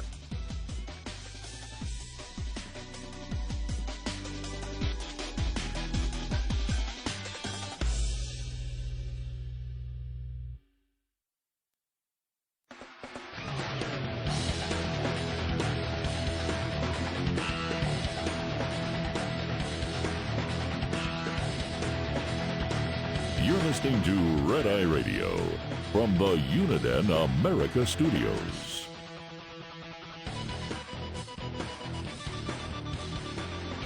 It's Red Eye Radio. He is Eric Harley, and I'm Gary McNamara. Well, the NBC News poll came out over the weekend, and not a lot of happy Democrats out there. We had said last week when Gavin Newsom, who was he talking to? It wasn't 60 Minutes, was it? I don't remember when he said he wasn't going to appear on Fox News again, or yeah.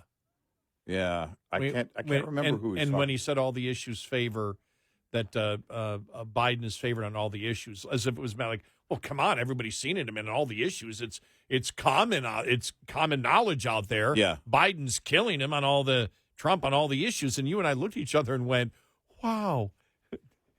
Gaslighting 2.0. Right. I mean, there may be one Democrat poll out there, but the vast majority of the polls show that isn't true. And the NBC News poll, of course, came out over the weekend. Who do you trust to do a better job? Border security. Trump, 57%. Biden, 22%. Mm-hmm. Plus 35. The economy. Trump, 55%. Biden, 33%. Plus 22. Dealing with crime and violence, Trump 50%, Biden 29%, plus 21. Being competent and effective, Trump 48, Biden 32. Improving America's standing in the world, Trump 47, Biden 36. Having the necessary mental and physical health to be president, Trump 46, Biden 23%. Wow. Those are all the major issues. Yep. Crime, economy, border security, yep, foreign policy, being competent and effective. It's all in there. And cognitive abilities also. Yeah. It's all in there. Right. Landslide numbers for Trump. And so the only thing you can do if you're somebody like Gavin Newsom, which makes me wonder, why was the last couple of weeks, why was Newsom out there so passionately trying to defend Biden with statistics that just don't exist. Why? Why so passionate? Why so in the forefront? Is it because they believe that Democrats wish to be BS'd by somebody who was younger? Yeah. Well, and they think that, I think a number of them think that it's somebody that can get the agenda across and look cool while doing it. They want to go back to the Obama years. That's what they want. They want a rock star. They actually want anybody but Biden. It gets worse and worse and worse every day with him, and they know it. Look, Democrats have a fear of Donald Trump winning November 5th.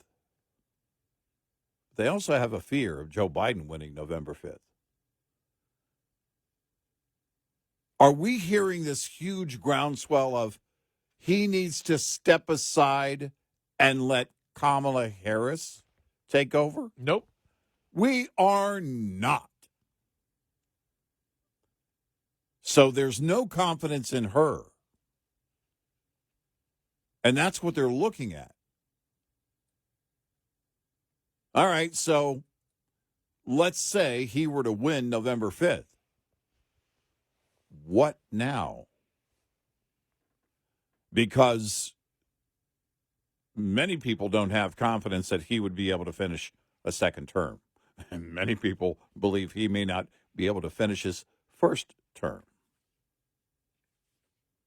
Remember when he said in 2020 on the campaign trail, I need a younger running mate because I'm an old guy. Yeah. And the room laughed. And he said, no, I'm serious. It's no joke. Jack? Come on. By the way, thanks to Jack? whoever tweeted me, John Lovitz. I got that too. Was over the weekend. It's like Jack. But he said that back then. There is, and now with Kamala Harris being the VP, there is no calling. There's no groundswell. He needs to step down so she can take over. Nope.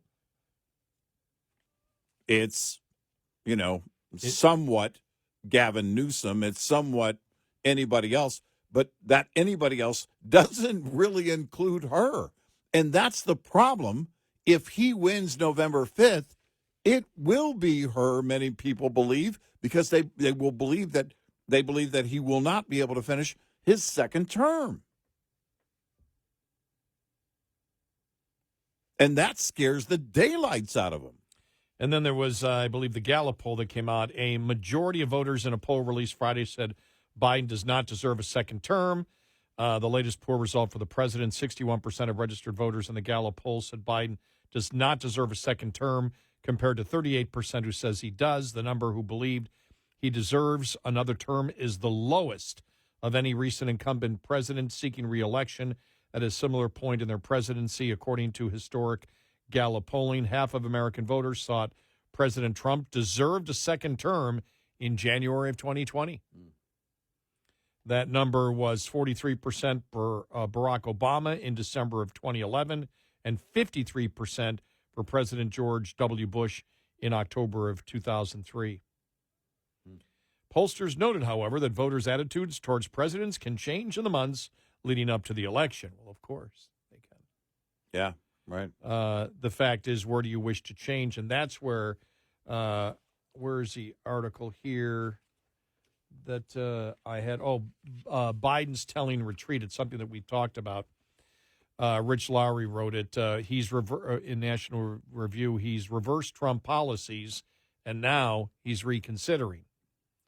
Not literally this time, as we witnessed in Afghanistan in 2021, but from his ideological-driven reversal of a host of Trump policies upon taking office in 2021. In what might be called the Great Reversal, President Biden rolled back Trump's policies as a matter of course and on principle, assuming that anything that Trump was responsible for must be immoral or ineffectual, right? I mean, that's what happened. Yeah, right. Now, either the president has implicitly admitted the foolishness of these moves by restoring the policies that he had relegated to the dustbin of history, or the failure of his approach has been rendered obvious by events. Consider the last couple of weeks. Biden wants Congress to empower him or even force him to implement the kind of shutdown at the border that he inherited upon taking office. Right. He's reinstated the terror designation that Trump had made against the Houthis and that he lifted within days of taking office.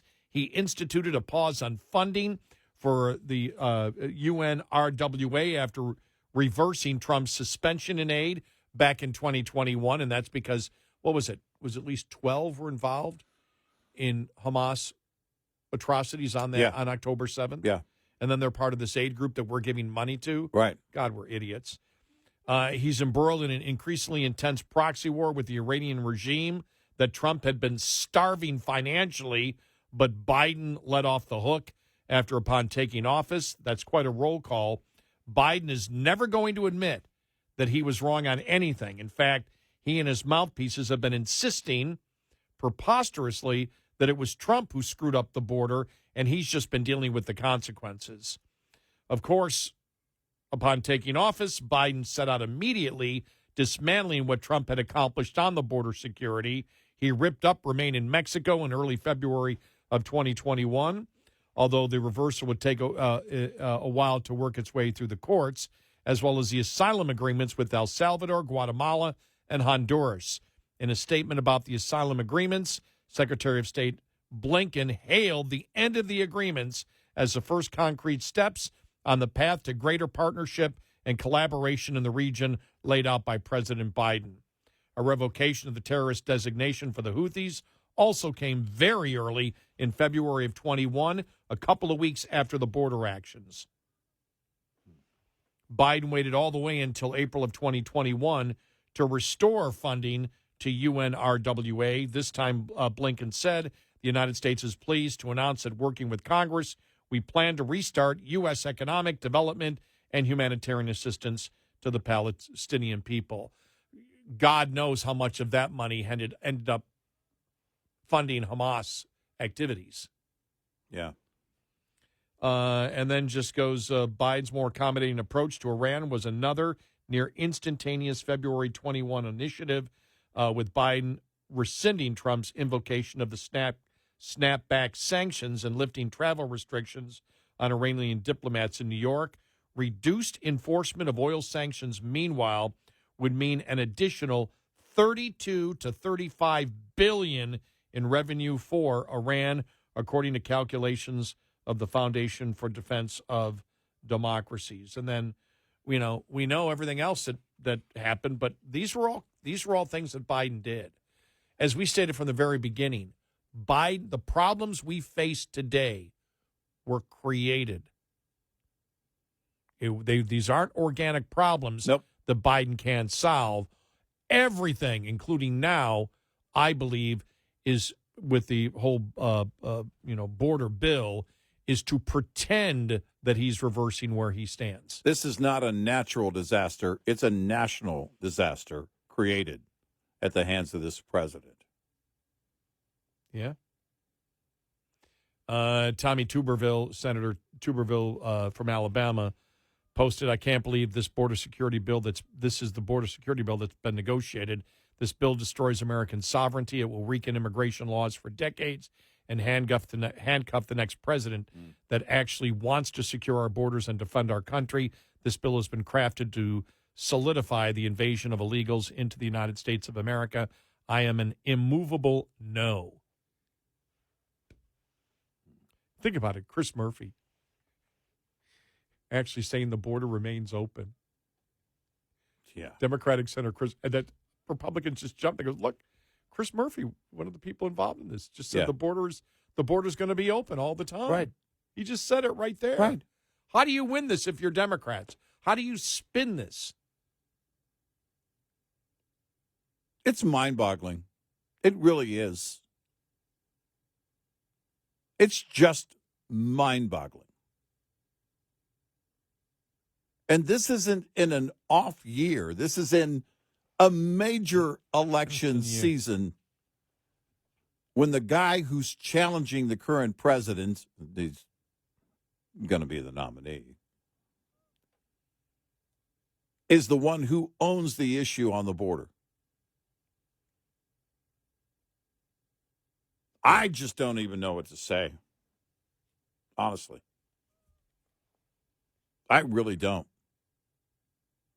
I think you're right. I think the administration is going to come back and say, and I think that's why they were setting it up, in recent weeks with the president. They just need to give me the power to do it, which is ludicrous because they knew it was going to be D.O.A. in the House. That unofficial or soft head count in the House was pretty solid for, I don't know, at least the last week to 10 days. And so they were setting up basically their argument ahead of time, the administration, or their play ahead of time. And that's going to be, we would do it if they would just get it passed. 86690 Red Eye. We'll be right back with more Red Eye Radio with Eric Harley and Gary McNamara.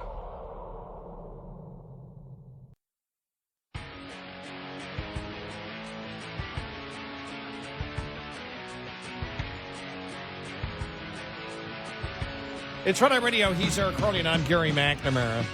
I love the story that was out there yesterday. Biden camp reportedly fears photos from special counsel classified documents probe that could devastate re-election bid, where they're expecting inside the White House that he won't be charged, but they're afraid of the photos that are going to come out. We'll get to that story. That really is interesting. Shrinkflation. Yeah. A couple of stories on that saying, inflation doesn't measure shrinkflation. Now, right. This is not a Seinfeld episode. We want to make this clear. All right? This is about the products that you buy, you may be paying more and getting less. The packaging is getting smaller, and not just for food. And they're saying inflation doesn't cover this. Right. No, I've noticed this what was it recently?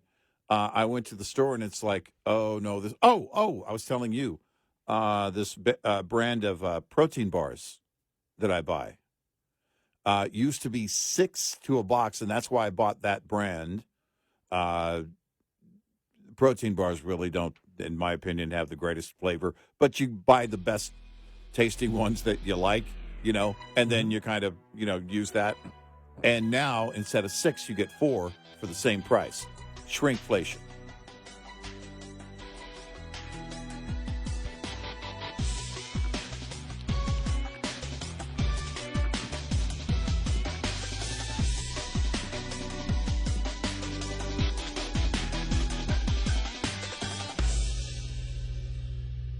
This is Red Eye Radio on Westwood One.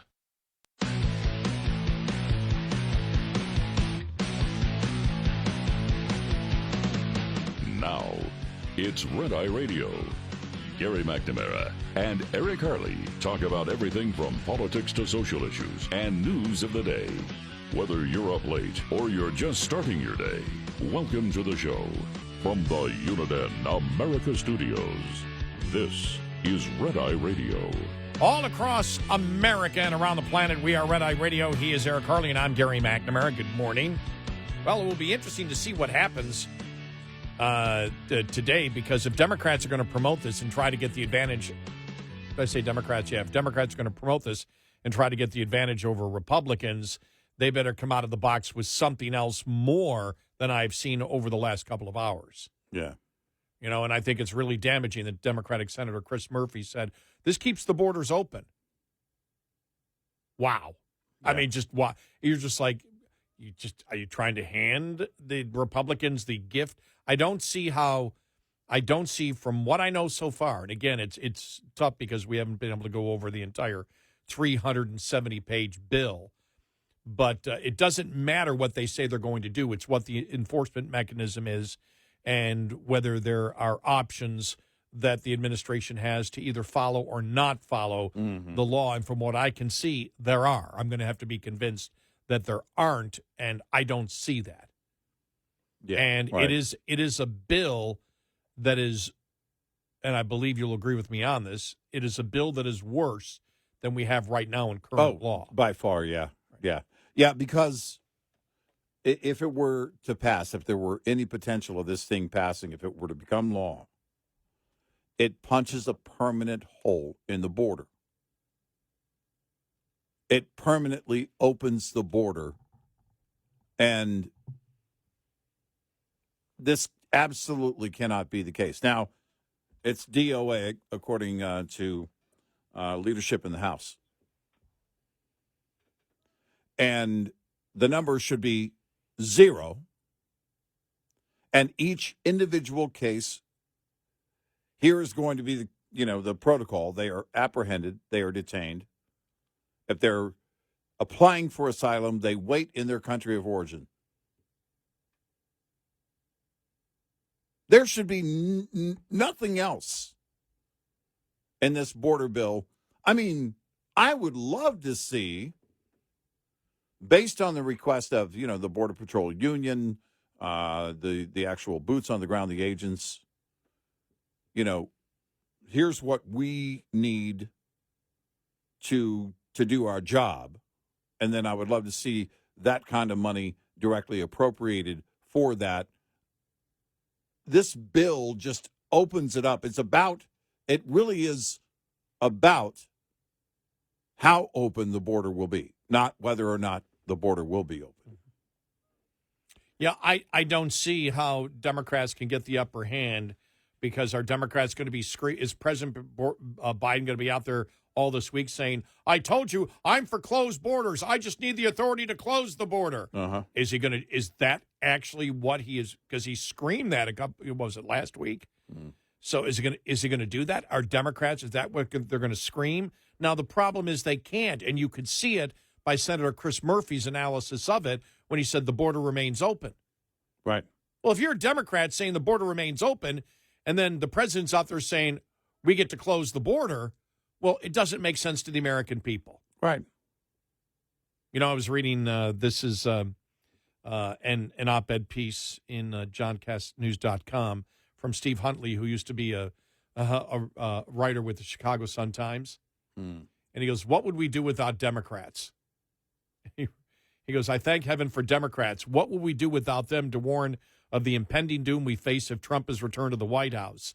So we're fortunate that they are around to caution us about the danger of the authoritarian ambitions of MAGA Republicans. And where might those tyrannical impulses lead us? Perhaps to a GOP Washington micromanaging our lives to the point of dictating to us which stoves and dishwashers we can have in our kitchen and what light bulbs we can install in our lamps. Well, wait a minute. That's what the Democrats in Washington and state governments are already pushing on us. Then there are those MAGA autocrats who will restrict what cars we can drive. Oh, wait a minute. No, that's Democrat climate change fanatics in the Biden cabinet, the administrative state, and liberals running some states. That's what they're out to do. Exactly. Okay, then surely the danger of Czar Trump and his minions of thought police will crack down on media so big web organizations will toe the line to his messaging. The Democrats are already at it. They own that. Journalists such as Matt Taibbi have already documented how petty but powerful bureaucrats in D.C. have bullied, cajoled, and pressured social media sites to characterize as misinformation and disinformation any dissent from liberal groupthink to minimize or outright banish it from the public forum. We also know the country's children still haven't recovered from damage caused by Fauci and other self-declared public health experts shutting down any national conversation on how to cope with the COVID-19 pandemic. Okay, but watch Trump try to brainwash our children with MAGA curricular from elementary to high schools and beyond. Wrong again. As we learned from Zoom classes during the COVID-forced school closings, it's Democrat teachers, administrators, and local school boards shoving down the throats of vulnerable children woke cultural crap trap about race, gender, and American history. And he just goes on and on, as they're doing this. But what I like is it goes point by point. When any Democrat uses that, this is something that I think is a great template for any Republican politician. Just go boom, boom, boom, boom, boom, boom, boom, boom, boom, boom, boom. And he goes, Democrats who wrap themselves in science to shut down the economy and cripple education of America's children during the COVID-19 pandemic. That's a question mark, by the way. Right. And just talking about everything that the Democrats are dealing with right now, and say this is something that you can, basically making the point, you can fight this very, very, very easily. But on the border thing, I mean, this is going to be amazing to see how the public responds to it. Yeah, the public doesn't believe that the border's secure. I saw somebody had the poll from the University of Berkeley that shows that 60% of Californians don't believe that the border is secure. Right. So the public pretty much knows Biden created this.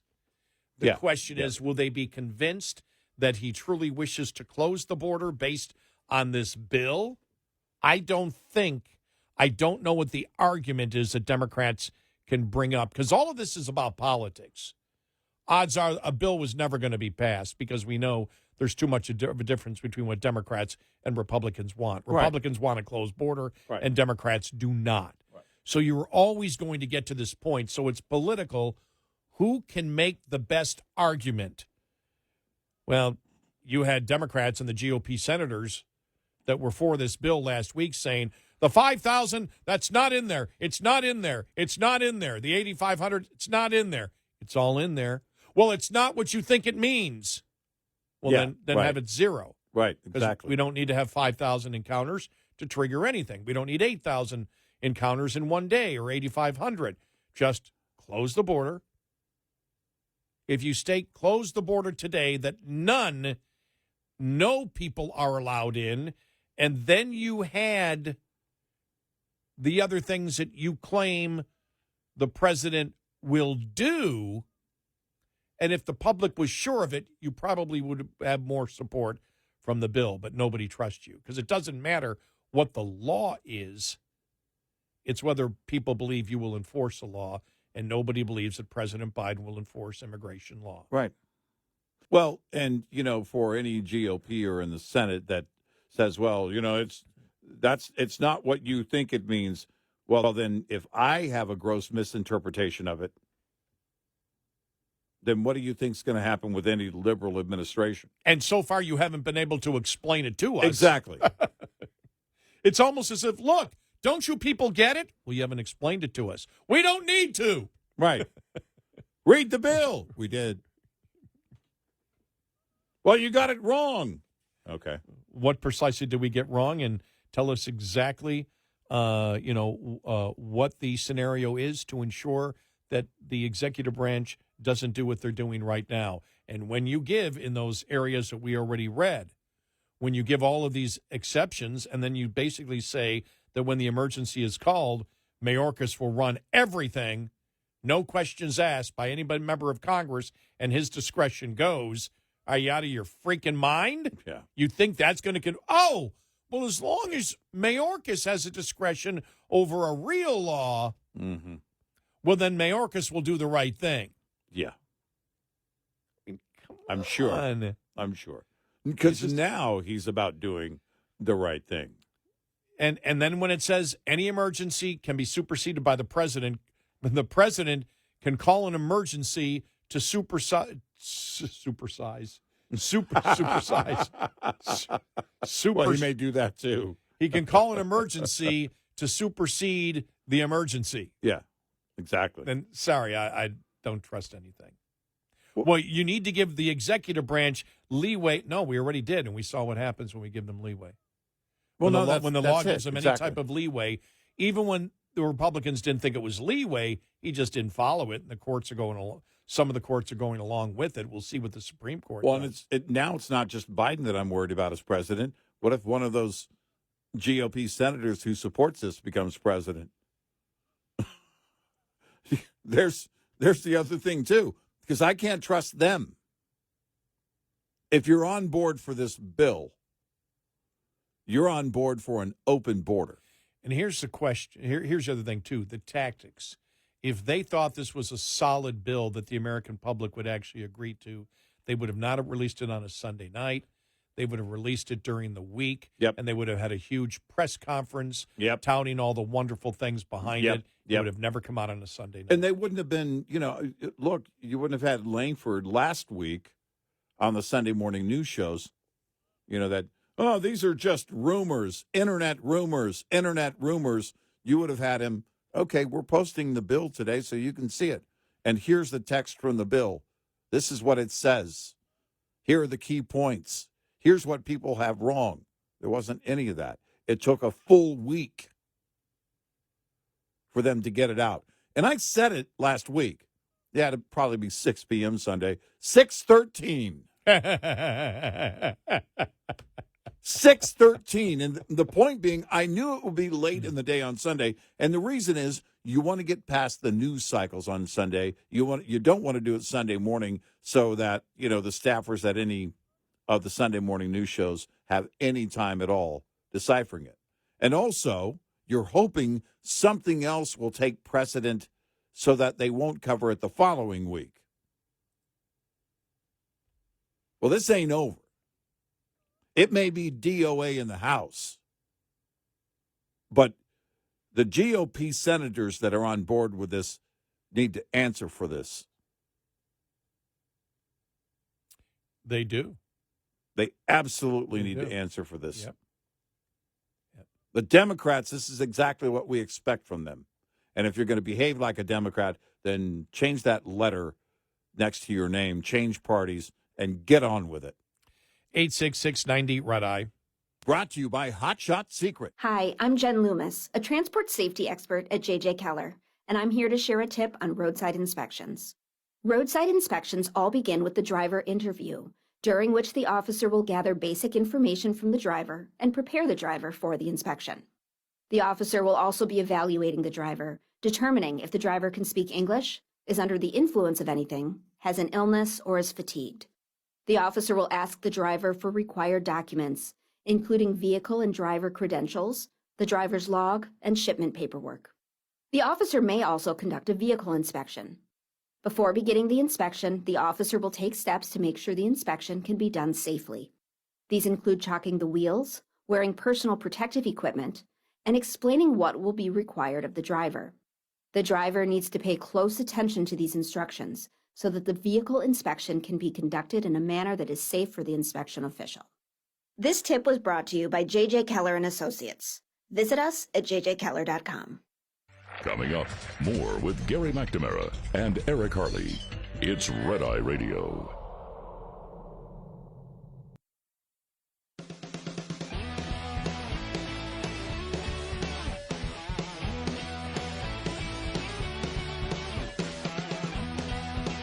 It's Red Eye Radio. He is Eric Harley, and I'm Gary McNamara. Good morning. Coming up following the bottom of the hour, shrinkflation.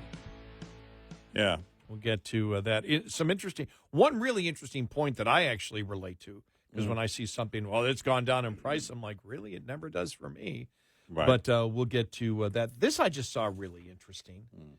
President Biden's team reportedly is fearing that photos included in the special counsel's Robert Hur's imminent report on the handling of classified documents could impact his 2024 reelection bid. Axios reported that Biden's aides do not expect criminal charges as a result of the investigation, but they are concerned about potentially embarrassing photos included in the expected report that could be released as soon as this week. The images could show how Biden stored classified materials, which were discovered in late 2022 in the garage of Biden's Delaware home, as well as in his private office. The classified documents were carried over from Biden's time as Obama's vice president. Biden's aides told Axios that they are fearful that former President Trump's campaign could use the photos against the Democrat incumbent ahead of their likely 2024 rematch. No, Trump wouldn't do that. Trump, they talk about Trump is facing 40 counts, including obstruction of justice and willful retention of national defense information from properly storing classified documents at his private residence in Mar-a-Lago in Florida after leaving the White House. With Hers report looming, Biden aides are concerned Trump's campaign could attempt to contrast the handling of the two investigations. Well, of course they will. Yeah. You know what they might do. Yeah. Oh, my gosh. Seriously. Embarrassing photos? I mean, we already know that the documents weren't stored properly. Right. So what would be embarrassing beyond that? I mean,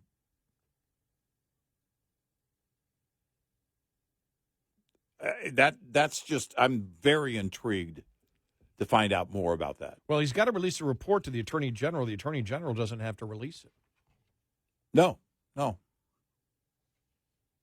It doesn't have to be made public.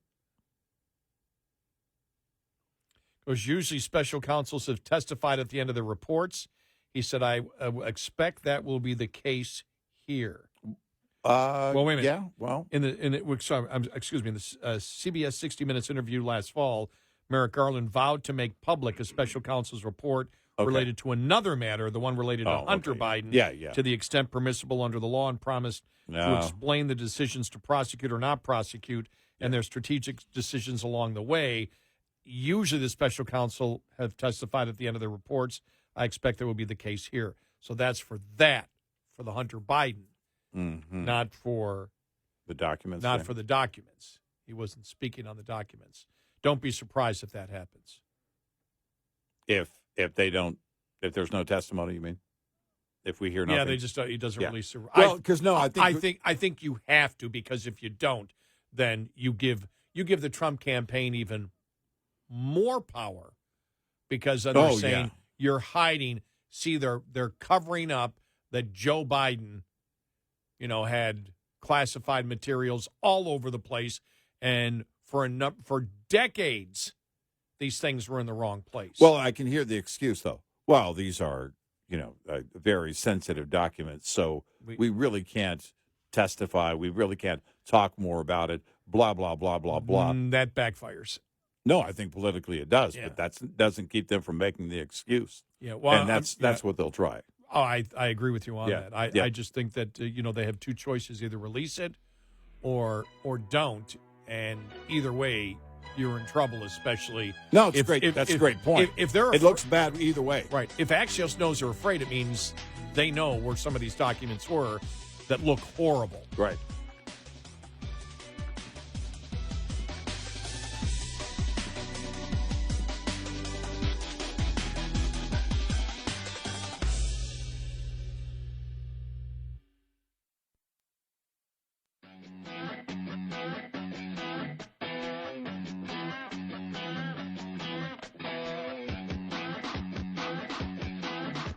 Observing and analyzing the insanity.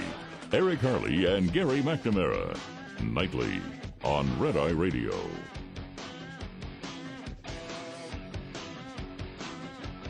It's Red Eye Radio. He's Eric Harley and I'm Gary McNamara. Well, during CNN's coverage of Friday's American strikes in the Middle East, CNN military analyst and former NATO Supreme Allied Commander General Wesley Clark argued that telegraphing of the strikes by the Biden administration was to avoid excessive casualties among these groups and let them know we're coming, so we really didn't deter Iran's hostility towards the United States. The host, Linda Kincaid, asked, they also know that the U.S. gave warning before carrying out these strikes. Why would the United States do that? Clark answered, I think this is in keeping with the way this administration has worked this. So, yes, 85 aim points, but maybe we can avoid excessive casualties among these groups and let them know we're coming. If they evacuate, they're not going to get all of the heavy equipment out, And we saw earlier the video of the ammunition dump that was hit with rockets flying everywhere. So they can't do that. They can't quickly do that.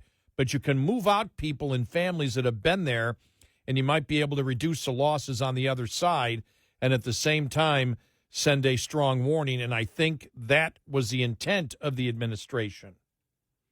Later, he added, the Iranians are going to come back and do something. My guess is it will take a few days, several weeks before they can reconstruct those forces. And then depending on what's happening in Gaza, they'll be back. So we didn't really deter Iran's hostility to the United States. We took a middle-of-the-road approach, I think. But you can be sure that on terrorist websites and in their communications, they're sort of laughing. Yeah, they gave us a lot of warning. And yeah, we got all the people out and some of the bombs missed and blah, blah, blah, because that's the kind of bravado you would expect from some of these people. And what we're going to do is collecting intelligence and see if we have to go back in and strike. Not really remember Wesley Clark, a critic of Bush. Yeah. And so you look and you say, okay, Wesley Clark looks at this and says, this is really weak. It felt weak. Everything that you saw over the weekend of these strikes being carried out felt overly contrived in the way that they were presented. It was flexing by this administration, not real retaliation against the enemy. It was, I'm sorry, domestic flexing, and there's the difference. When you actually go after your enemy, when you actually target your enemy, there shouldn't be any heads up at all. You and I were talking about it. Why the hesitation? Why would Biden say to the media, oh, no, I've got a plan? No, a commander-in-chief should be stepping to the podium. Here's what we have already done. This was the mission that was carried out just hours ago. Not, hey, you wait until we react. The enemy is laughing at us. And quite unfortunately, our allies are scoffing. But this is exactly what you should expect from this administration. After the botched exit of Afghanistan, you really should have no questions, none whatsoever, about the inability of this, the incompetence, the arrogance, defiance, and lying coming from this administration, from this particular commander-in-chief, because he's not qualified for the job. He doesn't care to do the job. He's allowing Iran to be funded to the tune of now $100 billion, they believe, by allowing them to sell oil in the global marketplace. And they continue to do this. They will not stop this. This is not going to change what they're doing whatsoever at all.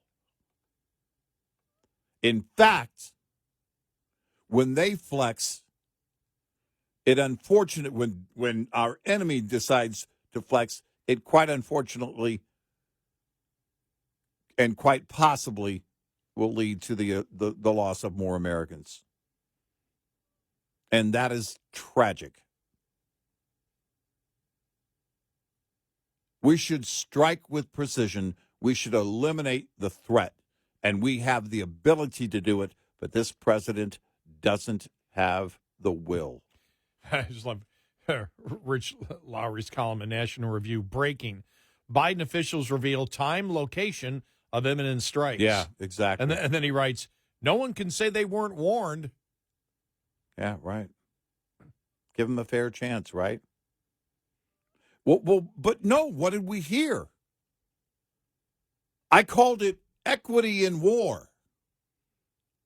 Well, a measured response. What do you mean measured response? Elimination of the threat. That's what you look to achieve. Oh, well, but it should be a measured response. It said a small town west of the capital city was rocked by a loud explosion at of Baghdad. About 4:30 a.m. Thursday morning. Officials confirmed it was a raid against a facility of the Hashad al-Shabi militia and said 2 B-1 bombers had deployed from Texas and dropped a single precision munition. Eyewitnesses described upon daybreak, Associated Press, seen a vacated stone complex that had been instantaneously reduced to rubble. They reported no casualties, and a longtime resident who requested anonymity to protect his safety said all the fighters ran away days ago, and all they left behind, apparently by accident, was a small propane stove and a Time magazine special issue on Taylor Swift. God is my witness. That's Associated Press. You've got to be kidding me. Wow. Maybe she's calling the shots.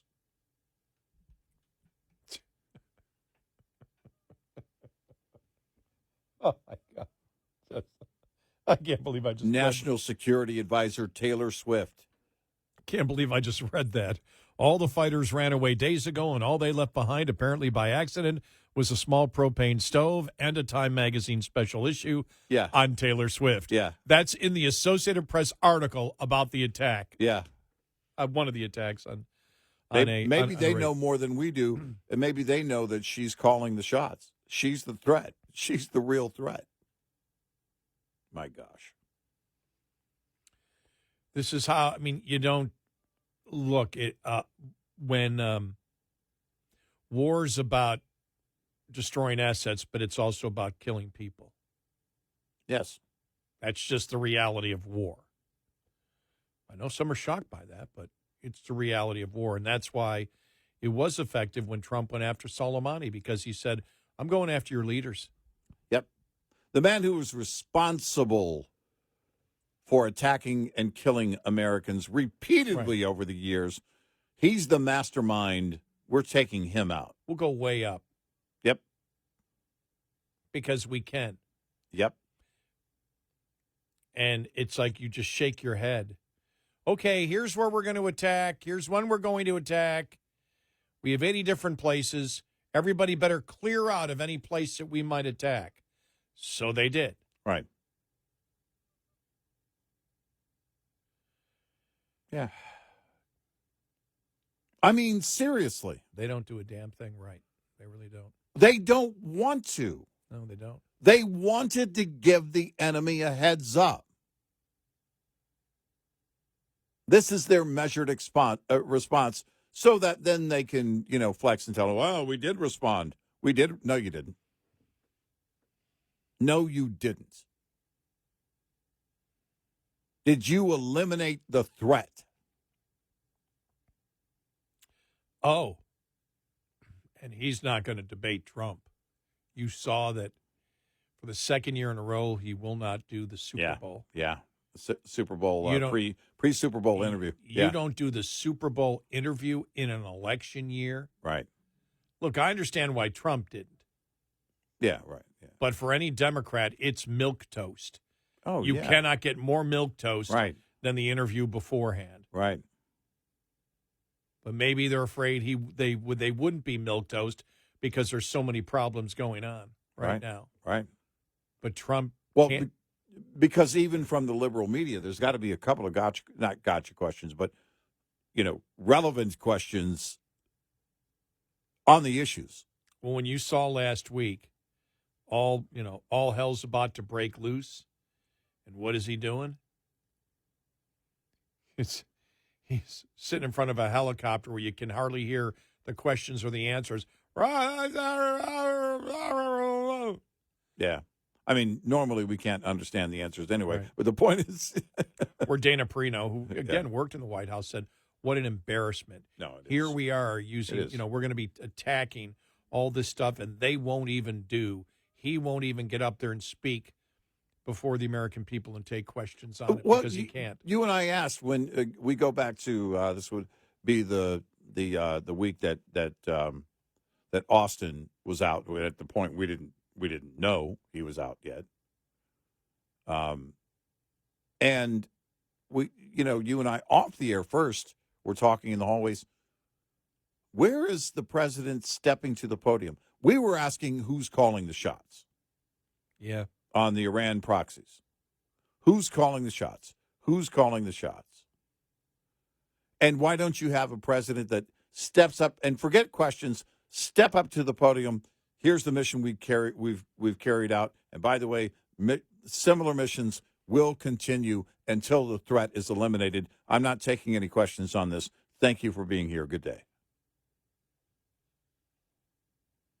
Can't even do that. Can't do that. He doesn't act like a commander-in-chief. No, he doesn't. No presence on this whatsoever. None. Except, well, I'm going to my helicopter. Yeah. You can't hear. Exactly. We tried to play it the other day. You couldn't play it. The helicopter whining. And it looked like the helicopter was closer than it normally was. Right. And I the think media was a lot closer than they normally are and allowed to be. They're doing that on purpose. Yes. They don't want anything that happens, they can just say, oh, he didn't hear it because of the helicopter noise. Right. Oh, he got confused because of the helicopter noise. Question. Give me a break. Everything is a helicopter noise. Yeah. Wow. Yeah, they knew it. 866-90 Red Eye. Lines open for your calls. 866-90 Red Eye on Red Eye Radio.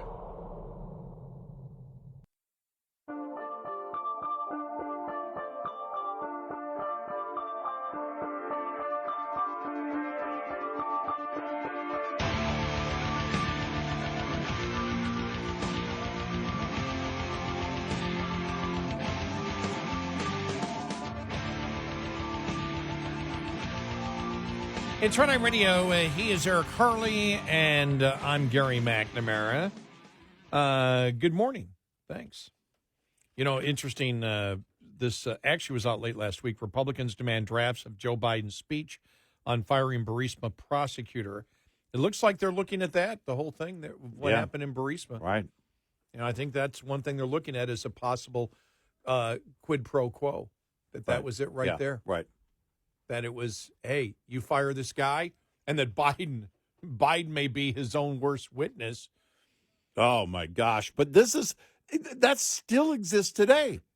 I'm confident it's why he doesn't do a Super Bowl interview, doesn't do, any interviews, doesn't step to the podium very often in a matter of national security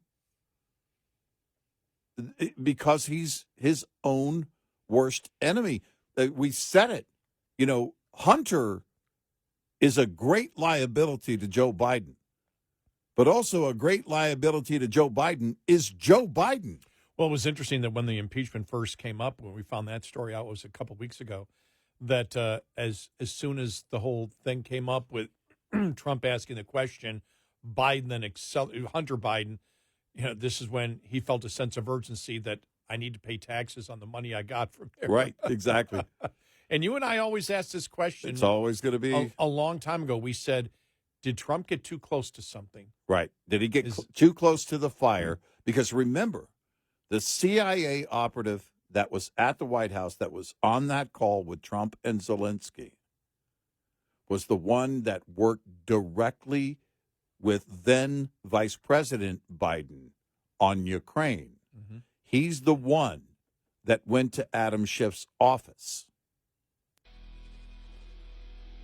That smells like all day long they got too close to the fire. Oh, man, they're going to find something out. You better act against Trump because if you don't, all this stuff about Biden is going to come out.